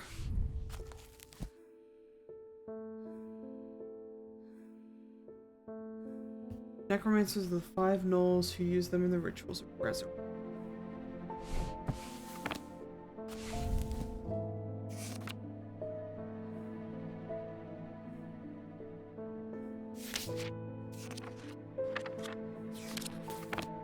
Rebirth, I feel, is... Oh. Oh, wait. Wait.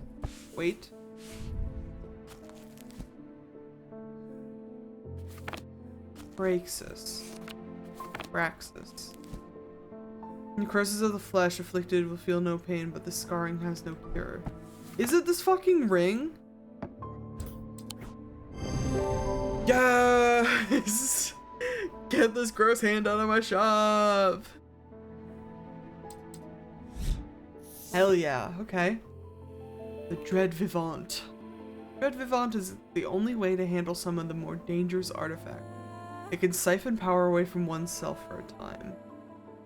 Power rising off of a Dread Vivant is subtle but noticeably invigorating. These objects represent the balance of life and death, of good and evil, of hope and despair. We've got a chorus in the background now, and it's making me anxious. Franklin Underhill, what can I do for you, sir? Please do pay us a visit. We have some items that we're confident will be of interest to you. Oh, are you the one who runs the museum? No. The Twinning, artisans of wood, iron, and clay, 2 Market Avenue. Well, the twinning. The man who dropped off his card introduces himself as the owner of the Twinnings, an unusual sprawling series of grotto-like rooms filled with handcrafted carpentry, ironmongery, and pottery. He leads me past wooden chairs and strange iron contraptions to a room unlike the others. This one is filled with small trinkets, ornaments, and jars of various sizes, containing ominous-looking liquids and organic materials. I know it might not look like much, but these are some items of value. But there are some items of value among the junk here, says the man. Take your time and let me know if you find anything interesting.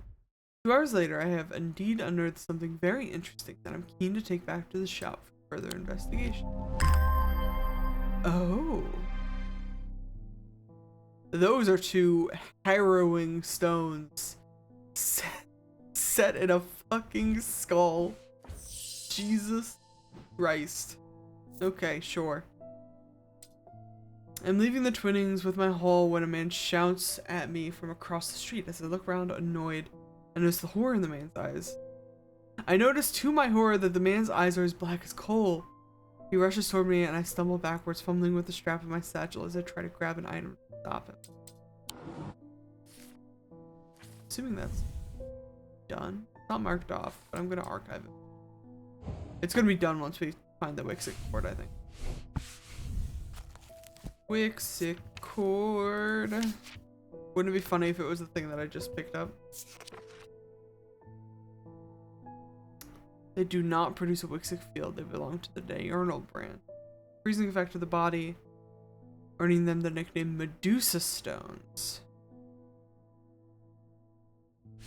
Is it the thing that I just picked up? Couldn't be, right?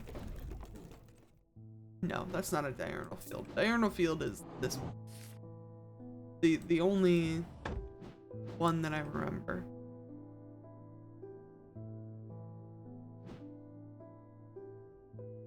It is Wixic cord though, so maybe it's got a like an amethyst on it or something.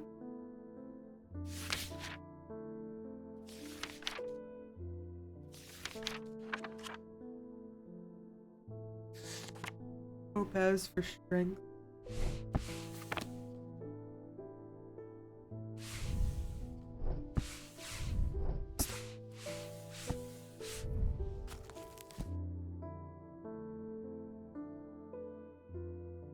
Nickname Medusa Stone.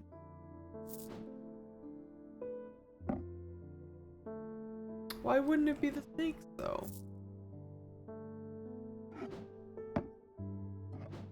Come on, ref.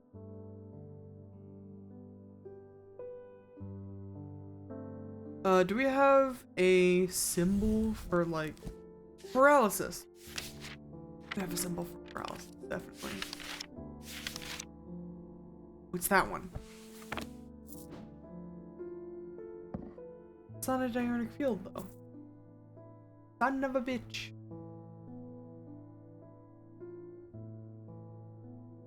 That's paralysis. On here. What are the other 2 symbols on this guy?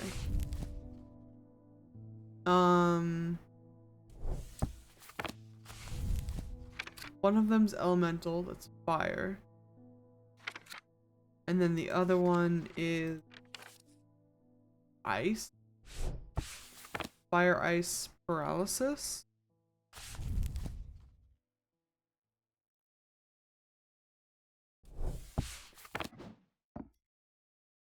It's not a diurnal field.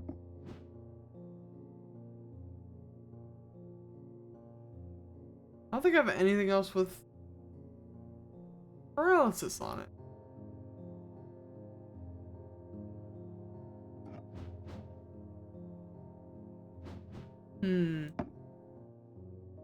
I'm very concerned.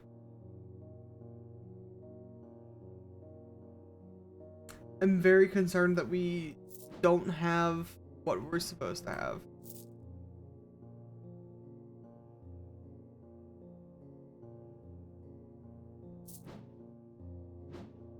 Do you have anything here that even produces That's a diurnal field. What are those symbols? That's the first one's fire, I think. Yeah. And then the other one's wax.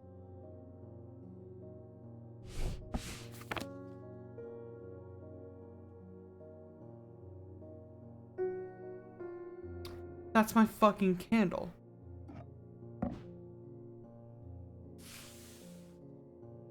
That's my depiction of a candle. A depiction of a candle, but it's just the symbols for fire and wax. I'm gonna lose my mind. That's probably the Wixit cord that it's got in there.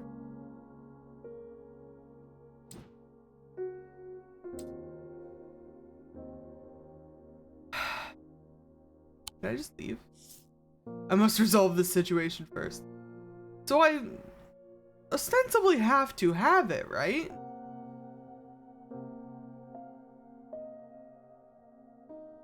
Ooh. Crisscross. Chills my blood to hold it.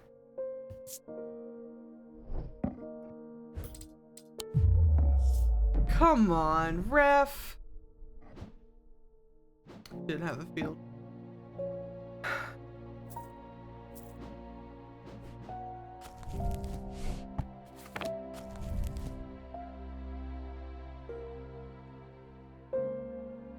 Medusa. Are you sure? You sure it's not the snakes? Are you sure it's not any of the snakes that I have in my possession right now?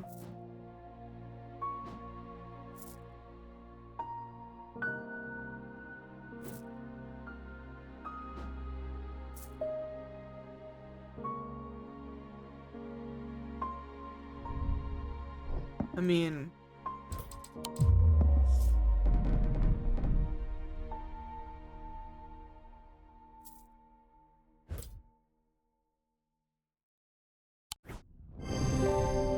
I knew it was this one. It doesn't have a...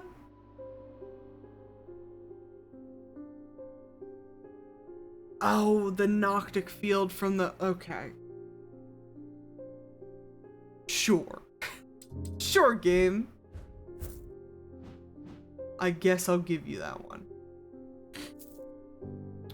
Oh, okay, hold on. There, that's fine. To my relief, the man goes rigid almost immediately and topples forward onto the cobblestones. I turn and run, wanting to put as much distance as possible between myself and that creature. When I finally come to my senses, I realize I should alert Dr. Robertson, but by the time I return to the Twinnings, the man is nowhere to be seen. Interesting.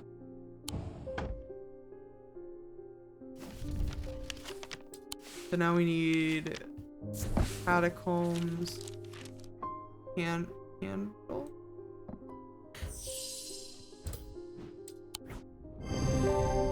Yes! I'm a genius!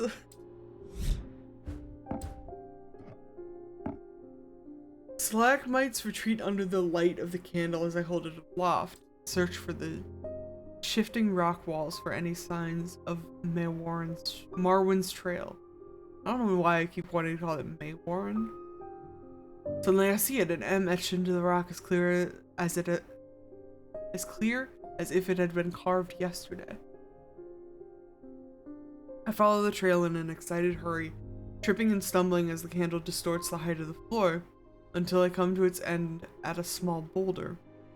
Rolling the rock to one side, reach behind it and reclaim Marwin's lost treasure. It's a little guy. Oh. No, it's a little necklace guy. Ooh,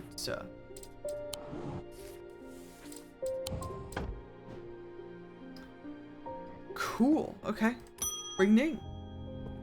Mr. Bishop. Something bad is about to happen. Yeah, I know. The ravens know it too. My grandfather once taught me how to use a Cassander to see the paths ahead. But I saw what it did to him and vowed never to touch one again after he died. So now you're gonna touch it? But the gnawing worry of what's coming has become too much for me. Fair, honestly. Oh, is it? We've read this one earlier. Yes.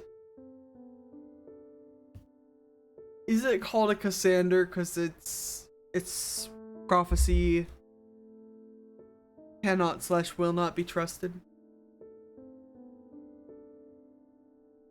Power of the mind does not produce a magnetic field. It has eyes? Question mark. Produces a selenic field. Care should always be taken with any object of prophecy, and these are no different. Many have been seduced mad by the paths shown to them. So we're looking for a selenic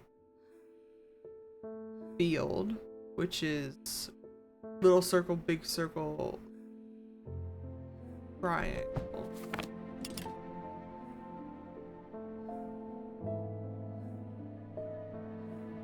Is that not it? No. That's it. It's the weird, like, infinity symbol. Tempted to say it's this because of the tree imagery, but it has to have eyes, right?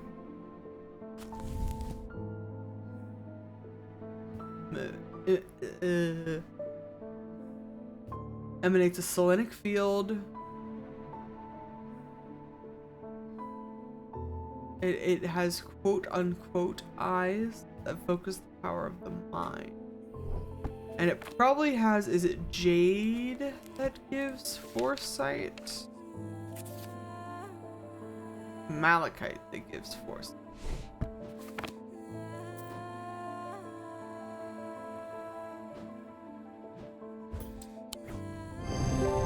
Hell yeah. That was like 80% a whim. Cool though. Weaving edge is used to enter the red night, a bloodthirsty state of mind. Tradition dictates that the handle should be made from the wood of a great oak. Wild. Good luck, dude. Don't go crazy. Gilbert Ames. There always seems to be something going on in Undermere. Certainly. The sooner I can get this sorted and be on my way, the better. My uncle gave me a ring. Excuse me. And I have had nothing but bad fortune ever since. I'm starting to think I might be cursed. It might be cursed. Sure. Is there any way to uncurse it? Yeah, you're gonna want... I'm not even gonna look it up. We're gonna go on vibes. Where is the Custic Purifier? I remember things sometimes. Good luck with your cursed ring, dude. Lavinia Hawthorne, hello! I've been researching ancient customs, particularly those relating to thaumaturgy, and I'm fascinated by the use of objects in ritual ceremony. Sure. I love the capital O in objects, by the way, it's very silly. If you were able to get your hands on a gris, I would be very interested in studying it further. A gris. No. Keep moving my fucking books around. Stop it. Get some help. Grease. Ritual of the Broken Path. Heated slowly over a flame. Must be held in an ungloved hand. Wixic. Common to suffer burns, but when done correctly, it should not be painful. So it's made of a metal, I'm assuming? What's my, Wixic field? Is that. But the long diamond shape instead of, yeah. Nope. Ah, it's the wiggly one. The wiggly field.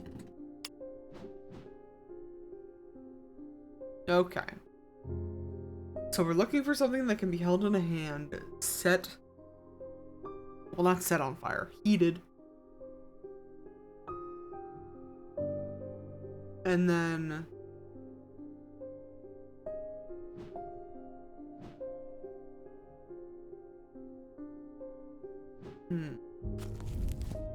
What is the ritual of the broken path? Do you have anything else on that? Oh, for the infusion, with the infusion talent. Yes.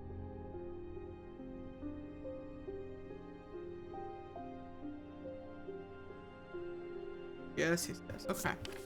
Okay. So similar situation. Eat it slowly over time. And it's okay.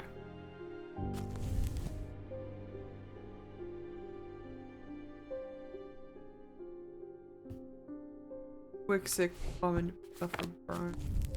Give me like a Wixic stone. Is obsidian Dradic. Okay. Stone of strength, stone of night. Where are all my Wixic options? Topaz, stone of strength. Don't remember there being many. Dark stone for dark purposes. Bloodstone, of course. Stone of containment. Amethyst. So maybe topaz? We're running topaz?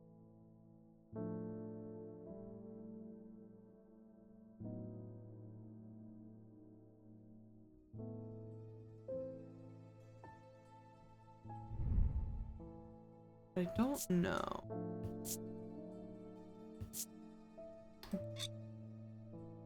Oh! What is that? What the fuck is that? Hypnosis. Oh! That's the thing! Where you hypnotize people. I remember reading that. Okay. That's good to know. Not what I'm looking for right now, but good to know. Maybe the leaves? Gold and silver would catch a light pretty well.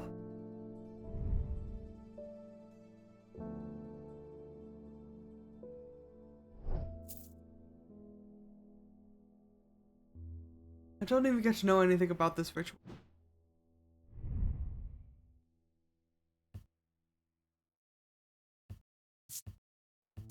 It's a bad feel to hold it.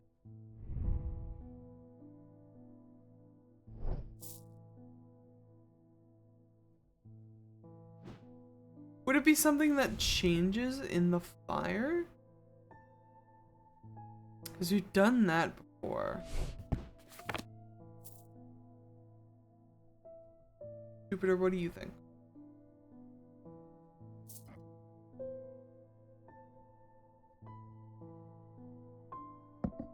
Just gonna see if anything changes.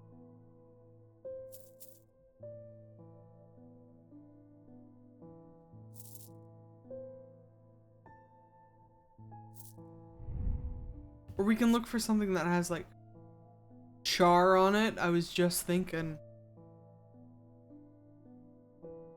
That's fire. Something in paralysis. What's that middle symbol?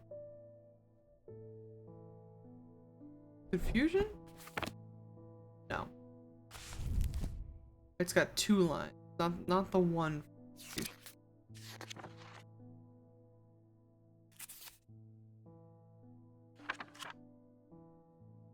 Fire ice. That's right, fire ice paralysis. Try that. Sure. Didn't even check the field. I did all that tuning and I didn't even check the field. That's fine. Lunima. Also called a moon pool or heart of tranquility. Harnesses the power of the elements to create an aura of unease. It can be used to keep people away from places they are not welcome. There's a superstition among thaumaturges that says Lunima should not be used when the moon is full. It's not known where this idea came.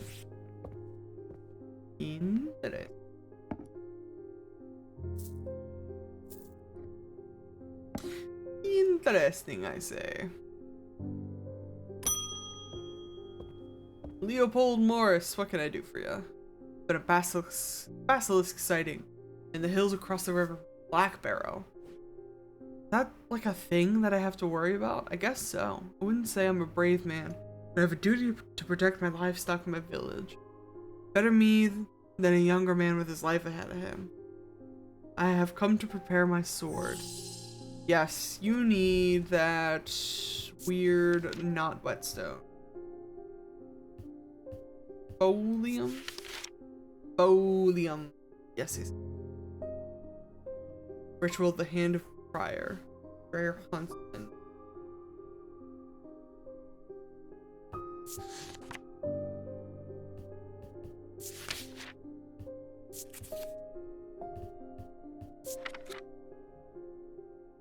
We know what the basilisk.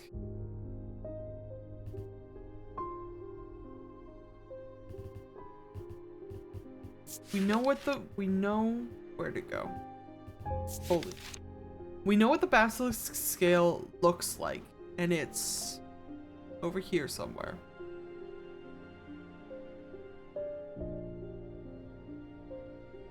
It's this. That's the Cyrene ward with the basilisk scale on it. This is something you have to draw your sword over? Oh, probably, right? The hand? Hand of Prior? Face of a folium 6 times during the ritual of the Hand of Prior. I'm thinking maybe it's got a bad feeling about it though. What's my second pick?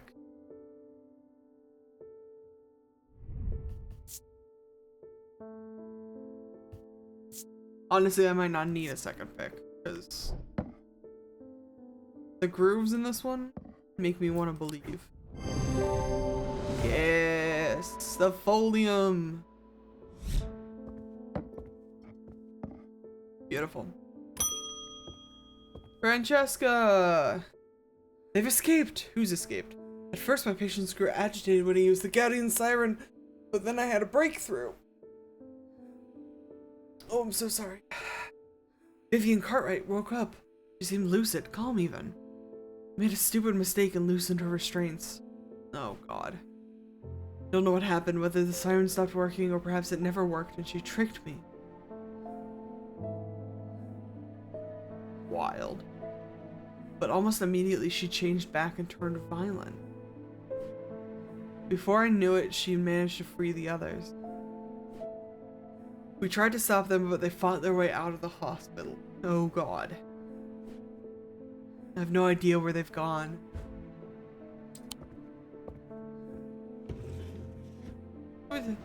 You just here to tell me that? I don't know what to do about that. Should we go to the hospital? What hospital? Wainwright? Nope. I don't know if we have anything else that we can do today.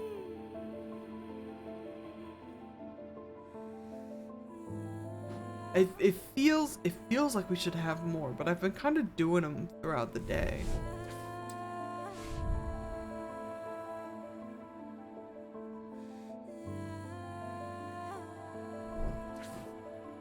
Making progress.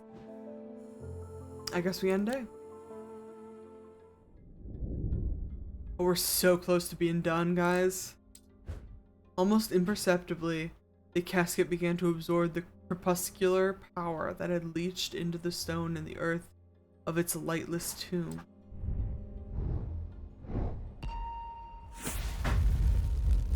Oh boy. Ooh, another tombstone.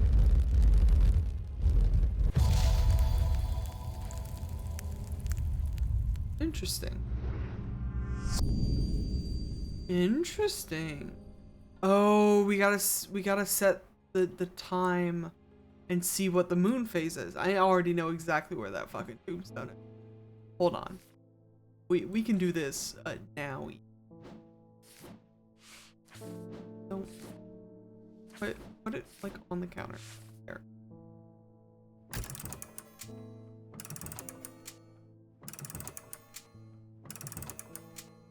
Jupiter, what do you think about all this? What I thought. The half moon. Half moon with the white on the right side. Yes. The air stifling in the darkness and the claustrophobia of the tunnels almost overwhelms me, but I press on. I remind myself that there are few who venture down here, which means the chances of an interesting find are higher. It doesn't take long for my search to bear fruit.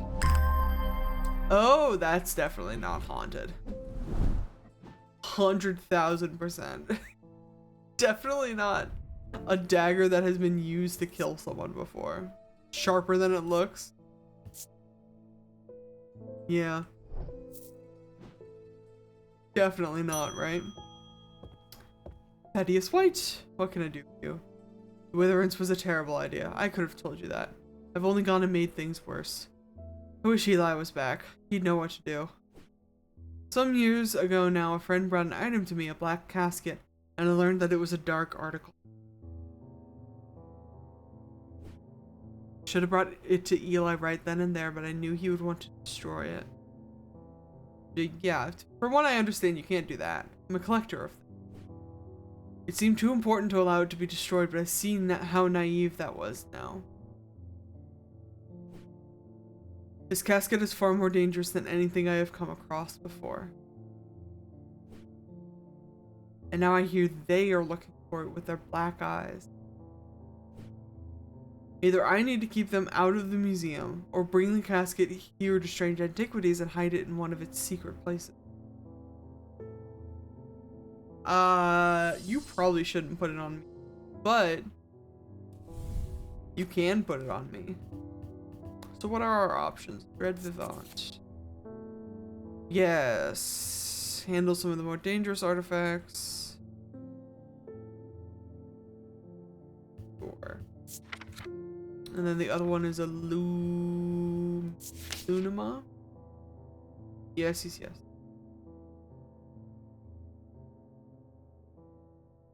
How are the elements to create an aura of unease? Used to keep people away from places they're not welcome.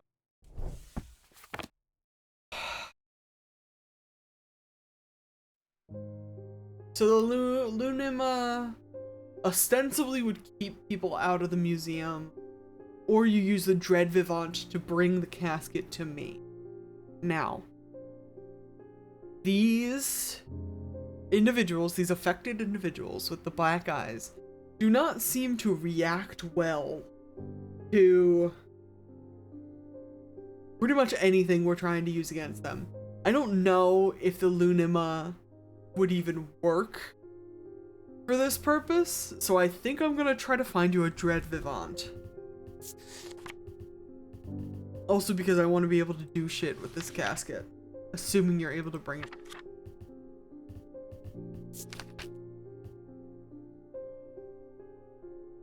Balance of life and death, good and evil, hope and despair. Power rising off of a Dread Vivant is subtle but noticeably invigorating. Remind myself. Dark stone, dark references. And that is Death Stone. Stone of Death and Decay. Vivianite, which I always forget. Because that's like not a real thing, I don't think.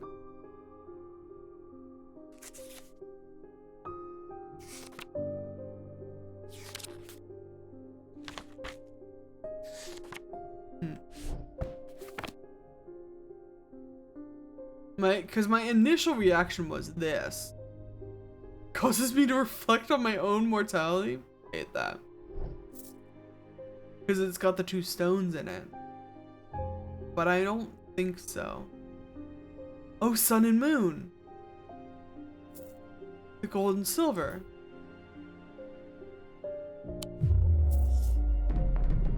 Come on. It was a good idea.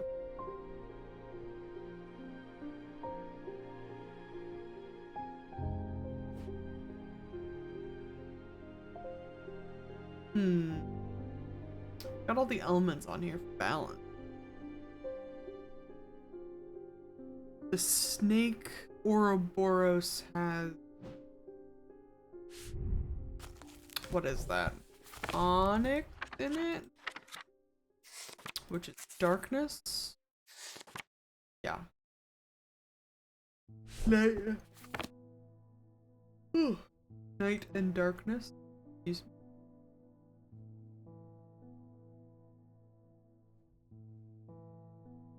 Dread Vivant. Dread Vivant.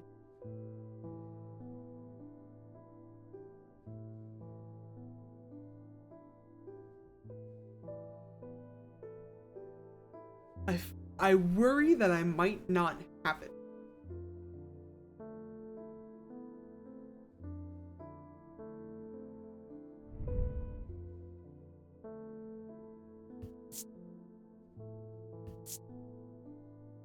Small green gem.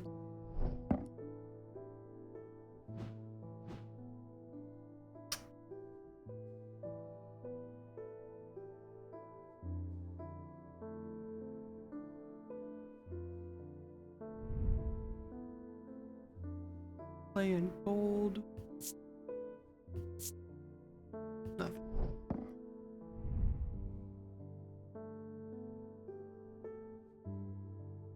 Oh, is it?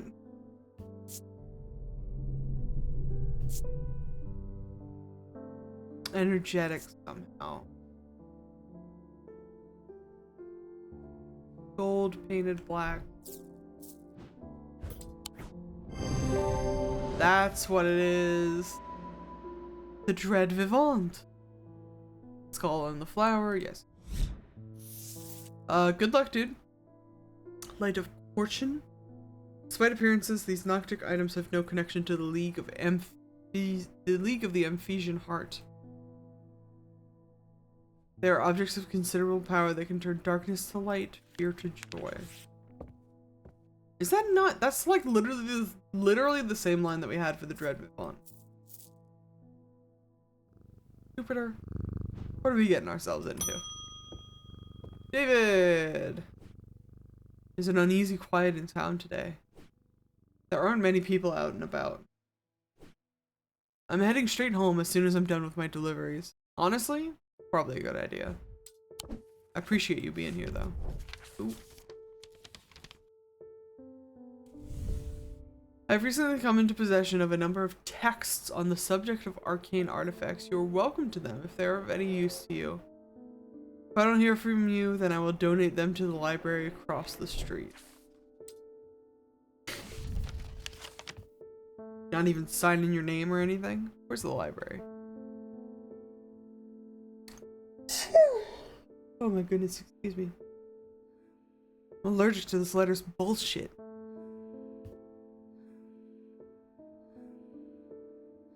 Hospital, farm, yard, Rockdale. Town hall, station. Woodsworth Library, number 26. I'm assuming you're here. Several of the scrolls look promising, but they're written in the Dradic script and my understanding is too rudimentary to make use of them. If Verona was around, I'm sure she could translate them, but she isn't and I can't. Oh. Yes, we need the Mobilia. Yes? Yes. The effect of the Mobilia makes my head spin and I close my eyes tight for a moment as my mind catches up. The pages swirl and blur in front of me, letters and words floating in and out of focus. After a time, I find that I can read them, though it takes some effort and I feel drained as I reach the end. Ooh, got a couple of different pages.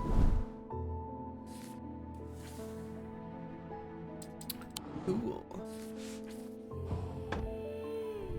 I don't want to see.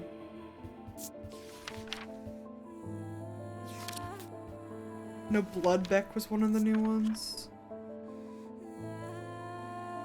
It was once thought that these objects could be used to commune with the dead, but it is now widely believed that such a thing is not possible.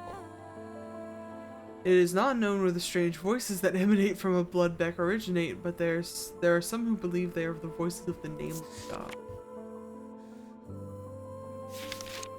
And there was water something. Water shadow? Oh! He's alleged that a water shadow can be used to pass through solid matter, but the art has long faded from memory. The atoms themselves are often uninteresting, producing only a faint thermic field, perhaps as a result of going unused for so many. Okay. Anna Bryant, how can I help you? With all that's been happening in Undermere, I picked the worst week possible to lose my...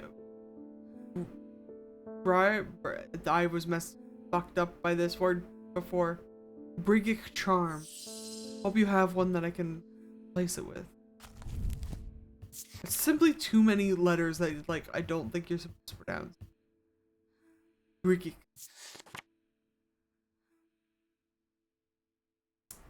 Yes. Power of the Maiden, the Mother, and the Crone, the Wicked Triple Goddess. Which I think is probably this one, right? What's the stone? Green gemstone?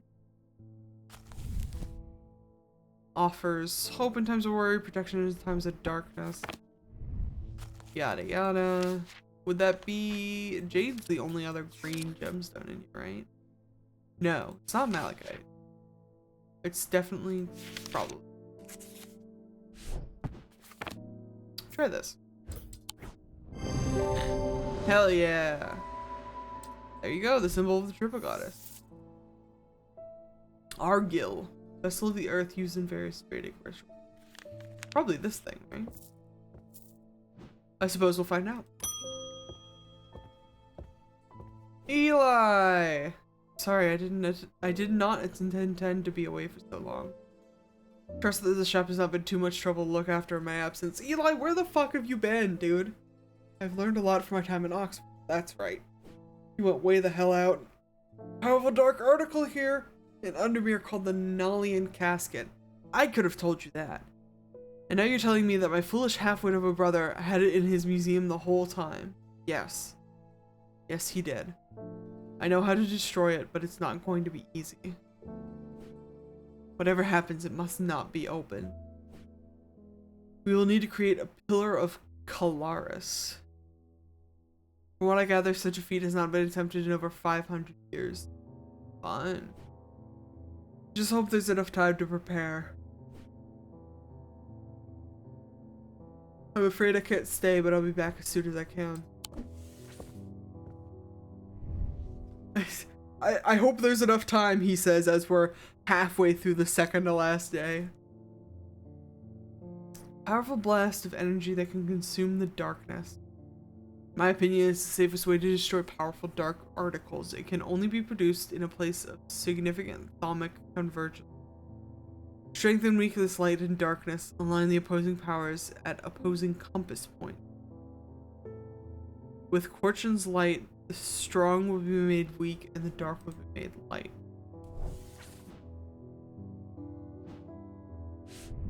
Fortune? Light?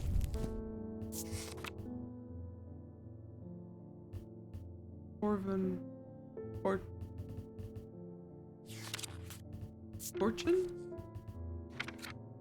I know I've heard that name. Yes.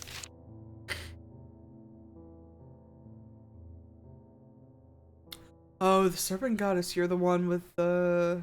Yeah. God.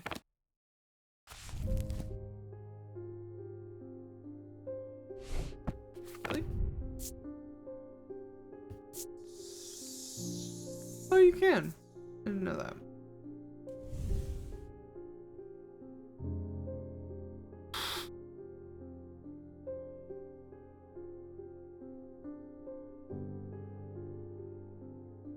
Brother. What are we even gonna do with that?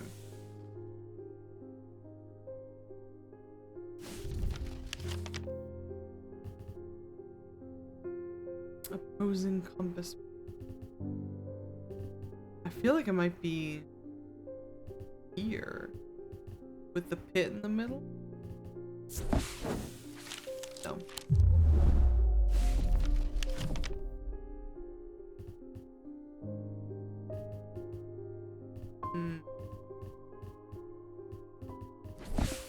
I'm not gonna worry about it now.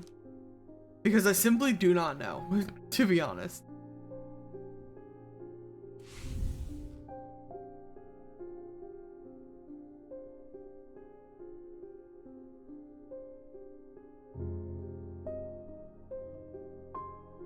Only be produced at a place of significant thermic convergence.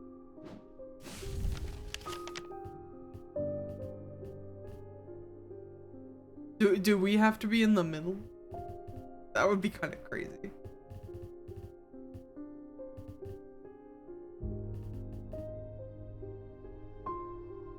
Convent of the Ephesian Heart. That's pretty thermic.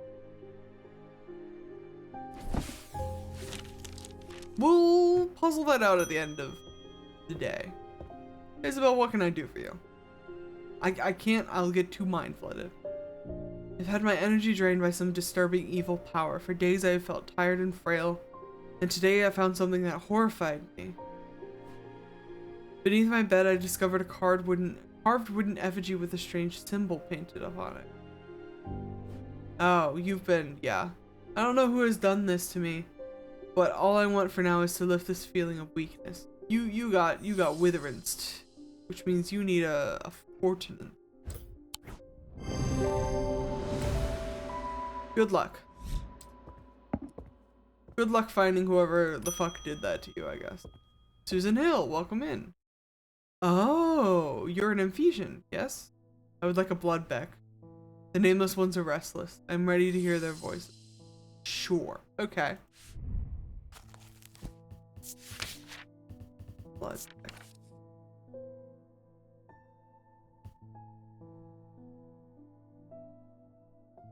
Once thought they're used to commune with the dead. Widely believed that's not possible. So we just have to listen for voices, huh?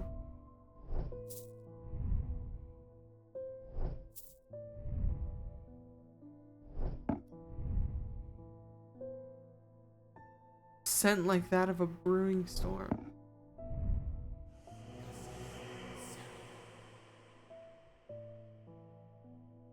That's a good sign. Low chanting.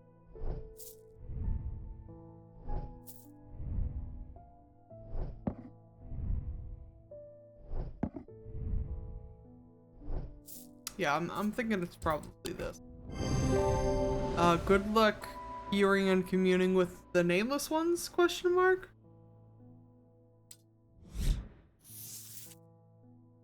Corchina? They used to call on the guile and wisdom of the goddess Corchin. Yes. She's a goddess of the earth, creation and rebirth. It's maintained by some that these are not objects of power, but they exude an imposing aura that is hard to explain. Interesting. That's probably going to be one of the things for this. Yeah? Hello, Mr. White. I want to move the casket, but it's gone. What do we do?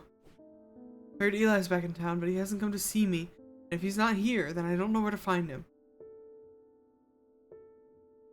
How did you lose the casket, dude?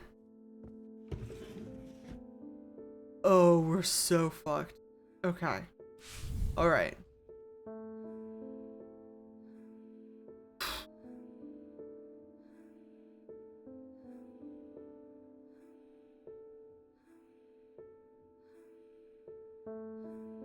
Consume the dark. Strength and weakness, light and dark.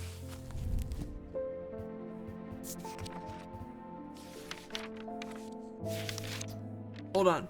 I'm going to be flipping through a little bit. I think at this point, whatever ending we get is what ending we get, you know? But I want to see.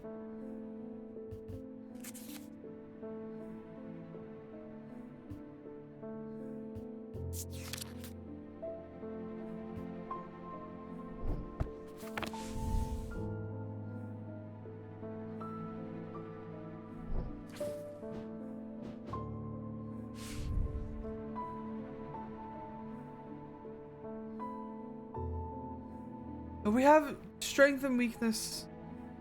We have all of that. Well, it depends on if it needs to be 4 items or 2. I'm imagining 4 items.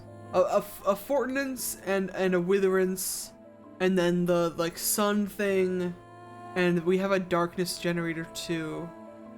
Opposing powers at opposing compass points. Strong will be made weak. Light.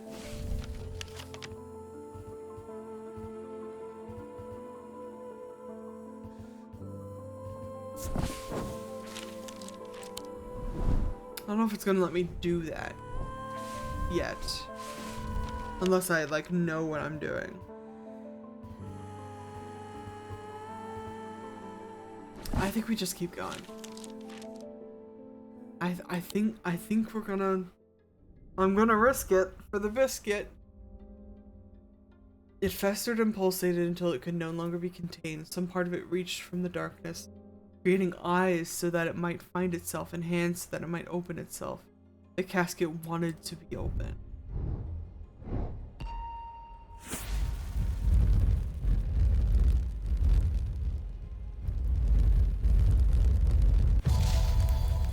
Oh boy.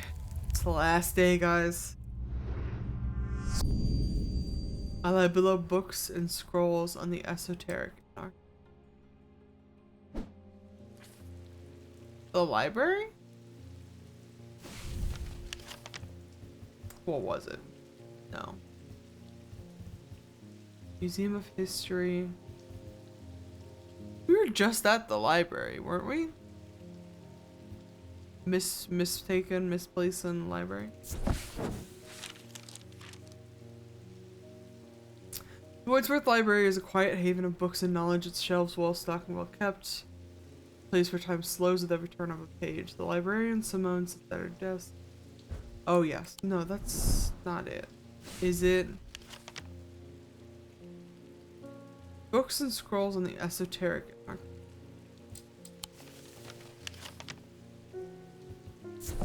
About this library. Hey! Entering the library, I'm drawn to a dark alcove round to the right, bearing the title Esoterica and Arcanica. Sure, there's much to learn here, but sadly, a cursory glance is all I have time for today. Piled up on a reading desk, I find books on ornithology alongside bestiaries of the old world. Learn a lot about a person. Hold on. Below books and scrolls in the esoteric. Is that second floor? Hold on. No, it's first floor. First floor, ground floor. It is. But which of these fucking...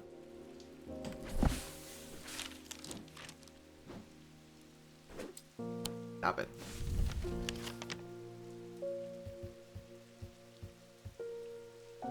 I want to take a look at it.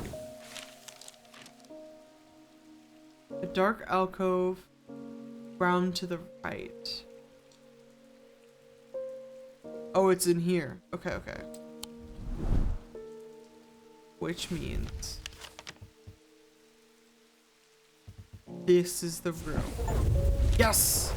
Tarot reader, solve all the clue cards. Let's go!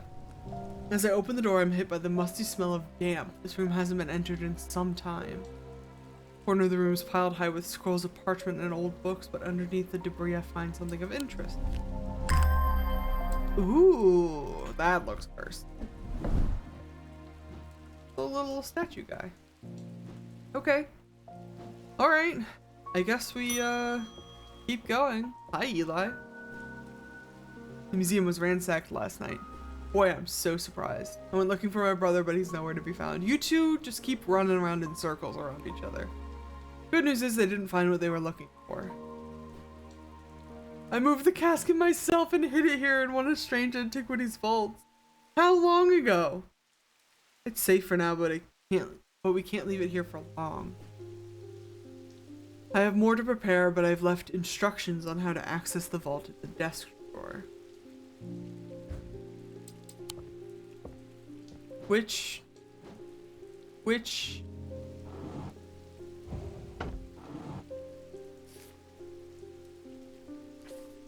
That was not there before. Eli? Okay. Handle that gives off no light. An anchor that has never touched the ocean. Shadow anchor? shadow anchor. And a finger, but not of flesh. We have...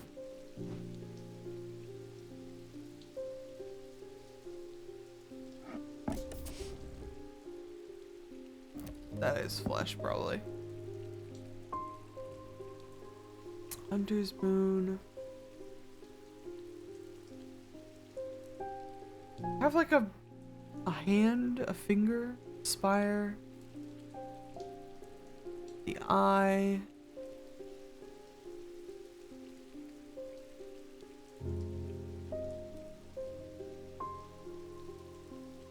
Huh.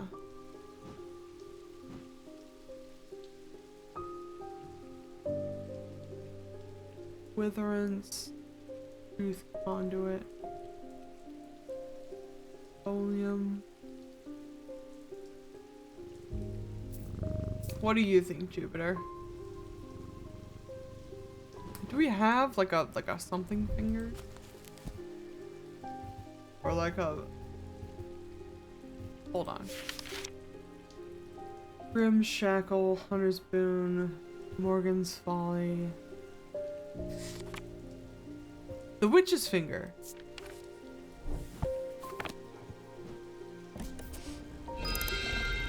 Yes. Oh god. I'm so scared.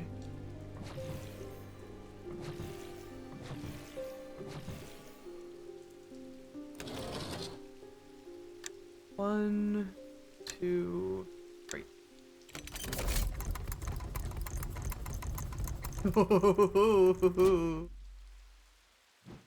We're gonna leave that down there.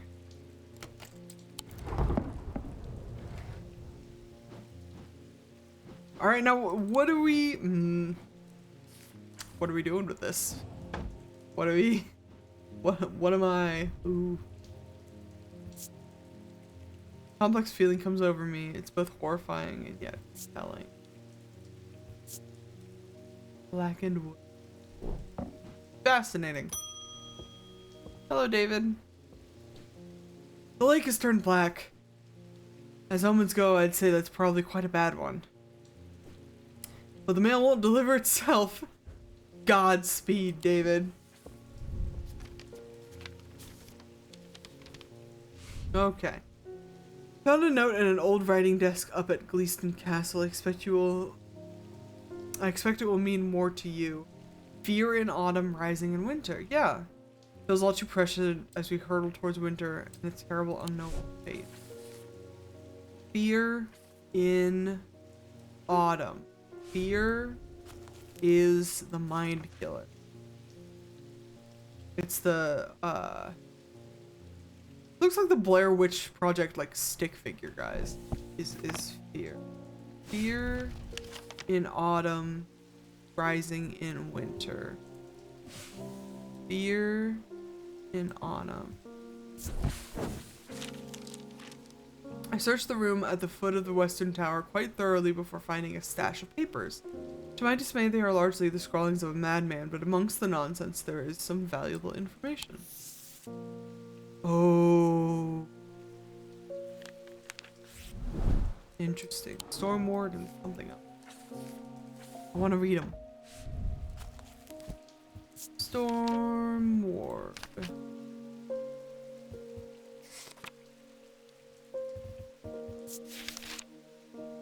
Simple item supposedly grants a low level of protection against the elements.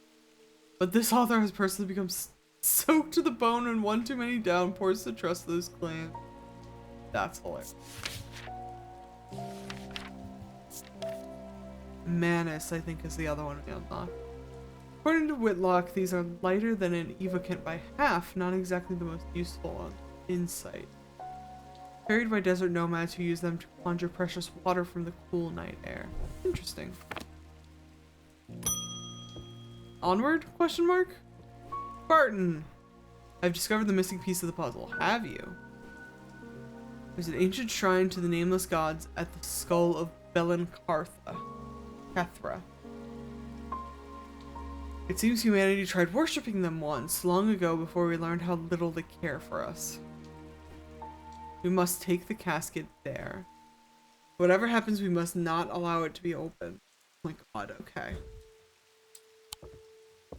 So we're up to like 4 options. I think this game has like 8 endings. 8 endings sounds right. But we're up to at least 4 options at the moment. We give it to the Holgars. I'm assuming. I actually don't know if they want it.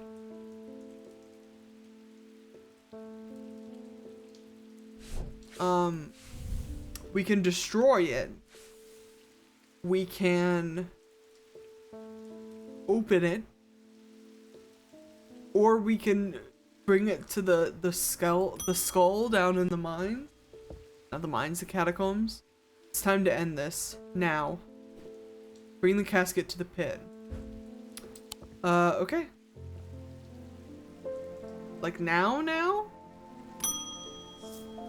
Eli asked me to bring the casket to the pit. Okay. The sun is low in the sky as we arrive at the pit, casting a warm light across the tree tops and the open fields. A solitary raven cries out from the tree line, and I look to the skies, but they are empty. The pit itself is an ominous sight that the otherwise serene atmosphere can do nothing to diminish. It is a scorched black hole, perhaps 5 meters in diameter, that has an unnatural look to it. This is the site of thermic convergence. It is no simple thing to destroy an object of this kind. We need to set up opposing powers at opposing compass points, strength and weakness, light and darkness. And finally, we need the light of fortune to bind them. Oh, that's what you mean. Okay. We can do this. Strength and weakness, light and darkness. Strength, weakness, and strength. Light, and we have darkness somewhere. Shadow hold? Creeping dark. No, I want dark. We're gonna need the light of fortune anyways. I think I'm thinking of Tenebrin Cloak. Creative sphere of enshrouding darkness. Tenebrin Cloak. Has to be over here somewhere. Oh, that's also not what I wanted. I want the Sunbond. Tenebrin Cloak. The dramatic music. Oh my gosh. Tenebrin. And then the light of fortune. Despite appearances, these Noctic items have no connection to the League of the Ephesian Heart.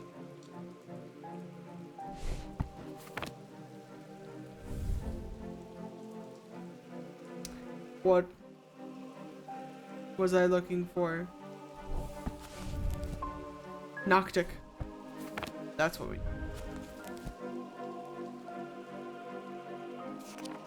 We can set up the field if we want.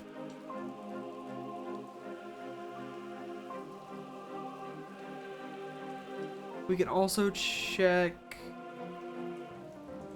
Oh, it's probably the snakes. Yes! I'm hoping there's not a failure in that, but I feel like it works. Eli inspects my work. His face shows little emotion, but he seems satisfied. By now the sun has finished setting, and only a hint of red afterglow remains in the darkening sky. The raven croaks his mournful cry once again, but this time there is a reply, and then another. I look up and see several dark shapes circling above. Quickly now, they're here. I spin around to follow Eli's gaze, and my pulse quickens as I look out across the field. A large group of shadowy figures is walking steadily towards us. We can't see their faces at this distance in the low light, but I'd be willing to bet every one of them has pools of midnight for eyes. In the sky above, the ravens continue to grow in number, and their calls and cries grow louder and louder. I look down at the black object in my hand, such a small thing, and yet its seductive power is impossible to ignore. It wants to be opened. Suddenly it feels inevitable. Casket, now! I'm not sure I want to give it to him. I wanna give it to him. We're gonna give it to him. The wave of intoxicating power washes over me, but I hold strong against it. I hand over the casket, and together we begin activating the items arranged around the pit. Working as fast as we can, it still takes longer than we'd like, and when I look up again, the thaumaturgist's fear in his eyes. It's not working. He's clutching the light of Corchin, but it's lifeless in his hands. Such a shame. I turn to see the occult scholar. Her eyes are black, and she has a dread vivant in her hand. Where did she get that from? Not strange antiquities, I hope. She must be using it to dampen the power of the light of Corchin. We will take the casket now. It will be opened. All around us, the black-eyed mob shrieks and cheers, jostling and shoving and tripping over one another in their frantic race to reach the casket. Those at the front are nearly upon us. All hope is lost, but the thaumaturge thinks faster than I do. He quickly activates a Daedalus link and floats out across the pit, clutching the casket. The mob around me pays me no attention. They only have eyes for the casket. Eli begins to speak, quietly at first, then rising in volume until he is almost shouting. I am no longer afraid. I am the dirt beneath the ground and the rock below that. I am the dust stretched thin across empty space. I am everything cold and dead and dying. But I am also the heat and the light and the wind, the ice and the fire, the leaves on the tree and the water and the river. I am everything warm and alive and living. At that moment, Eli locks eyes with me, and suddenly I understand what I need to do. I charge forward and tackle the possessed scholar. I grapple with her, trying to prise the dread vivant from her hands, but she's surprisingly wiry and strong.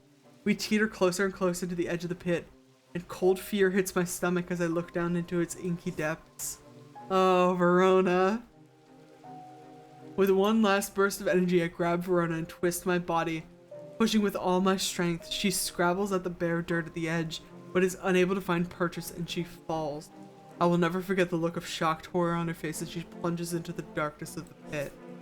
Eli wastes no time. As soon as he's able to, he activates the light of Corchin. Time stands still, and then there is a rush and a roar as a swirling vortex of blue-green light races up out of the pit. The full force of it strikes Eli, and he is obliterated by its power. Oh, Eli! The casket is sent soaring up into the night sky, where it seems to hang for a moment, turning slowly in the air until with a shrieking, splintering crash, it shatters into 1,000 pieces, and then there is nothing but smoke and the smell of ozone, and all is quiet. Oh my god. What an ending! Eli's death has hit me hard in the aftermath of the events at the pit. Without his sacrifice, the casket would have surely been opened and devastation and horror unleashed on the world. But it is Verona that keeps me up at night. I have spoken to her daughter Simone, and she does not blame me, but I can't help replaying it over and over in my mind, trying to will a different outcome into existence. I fear I will forever be haunted by it. It has been some small comfort to learn that those who are under the casket's spell have been released. They remember nothing from their ordeal, but there seems to be no lingering ill effects, and Dr. Robertson says they have all made a full recovery. Ending 7, a noble death. The casket has been destroyed, but at what cost? Oh, God. Audrey Bell died when the casket was not opened. Jack Hungerford never recovered after falling deeper into a trance. Interesting. Jupiter. Okay. Cool. Developed by Bad Viking Game Design. Rob and John Donkin. That's right. It's just like the two guys for the most part. They're brothers, I think. This is truly a phenomenal achievement for like mostly just two dudes. Like making a game. Excellent job to everybody. This has been a treat, truly. Between this and Look Outside, finishing both of these this week has been one of the biggest highlights. of like we're just starting the true spooky month at the very beginning of October to be finishing both of these excellent games has been very good. It's very, very satisfying. I did have to like look up like that one thing in the last VOD on this game, Strange Antiquities, but I didn't have to look anything up this time, and I'm honestly really proud of myself for being able to like solve most of these puzzles. I think I would have been able to solve the one thing too, but I was simply too tired to deal with it.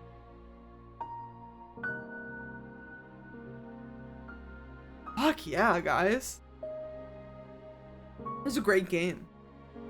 I can't wait. I'm probably going to, similar to Look Outside, I'm probably going to go achievement hunting and find the rest of the endings on my own time. Highly encourage you, you know, I go over as much of these games as I can on these live streams. Highly encourage you to go out and, first of all, support the developers, especially when it's developers this small. Play the game yourself. Find your own ending. There's 8 of them in this one, and there's 8 of them in Look Outside too. Plenty of hours of content for games that are not $80, certainly. Not even combined cost $80, I don't think. Oh, the epilogue. Tess Sherwood. Father is suffering from Morgan's insanity. His doctors have given up on him, but Dr. Robertson told me there might be a way to save him. Oh, this is, this feels familiar. She said it might be possible to stop the infection spreading by cutting the poisonous thoughts from his mind, but she said it was beyond her skill. Okay. So I believe this happened in Strange Agriculture too. Or Strange Horticulture? Strange Agriculture. Strange Horticulture as well. Where you have an opportunity to, in the epilogue, go around and find all of the things that you missed and identify all of the rest of the items in your shop. That's what this is for, I believe. We're just about at time, and I don't know how long the epilogue is going to take. So I think we're gonna call it here, unfortunately. But it has been a great time. I'm so glad we finished this game today. Been quite alright. Honestly, I might grind out some more of these endings tonight. We'll see how the save system works, TBH. Thank you guys so much for hanging out with me this evening. I really appreciate it. I appreciate you being here to watch live on Twitch. I appreciate you being here to watch after the fact on the VOD. Either way, I appreciate your support. Make sure you come back tomorrow, 5 p.m. Eastern. We're going to be doing Final Fantasy XIV Fridays. It's going to be a great time. Gavon's going to be back, and he's going to be so over-leveled. I've been doing some dumb shit. Like, don't level this way in Final Fantasy XIV. Don't do what I do. But he might have 10 classes at level 30 by the time you see him tomorrow. He might. He's at least got 6 at the moment. Oh my gosh.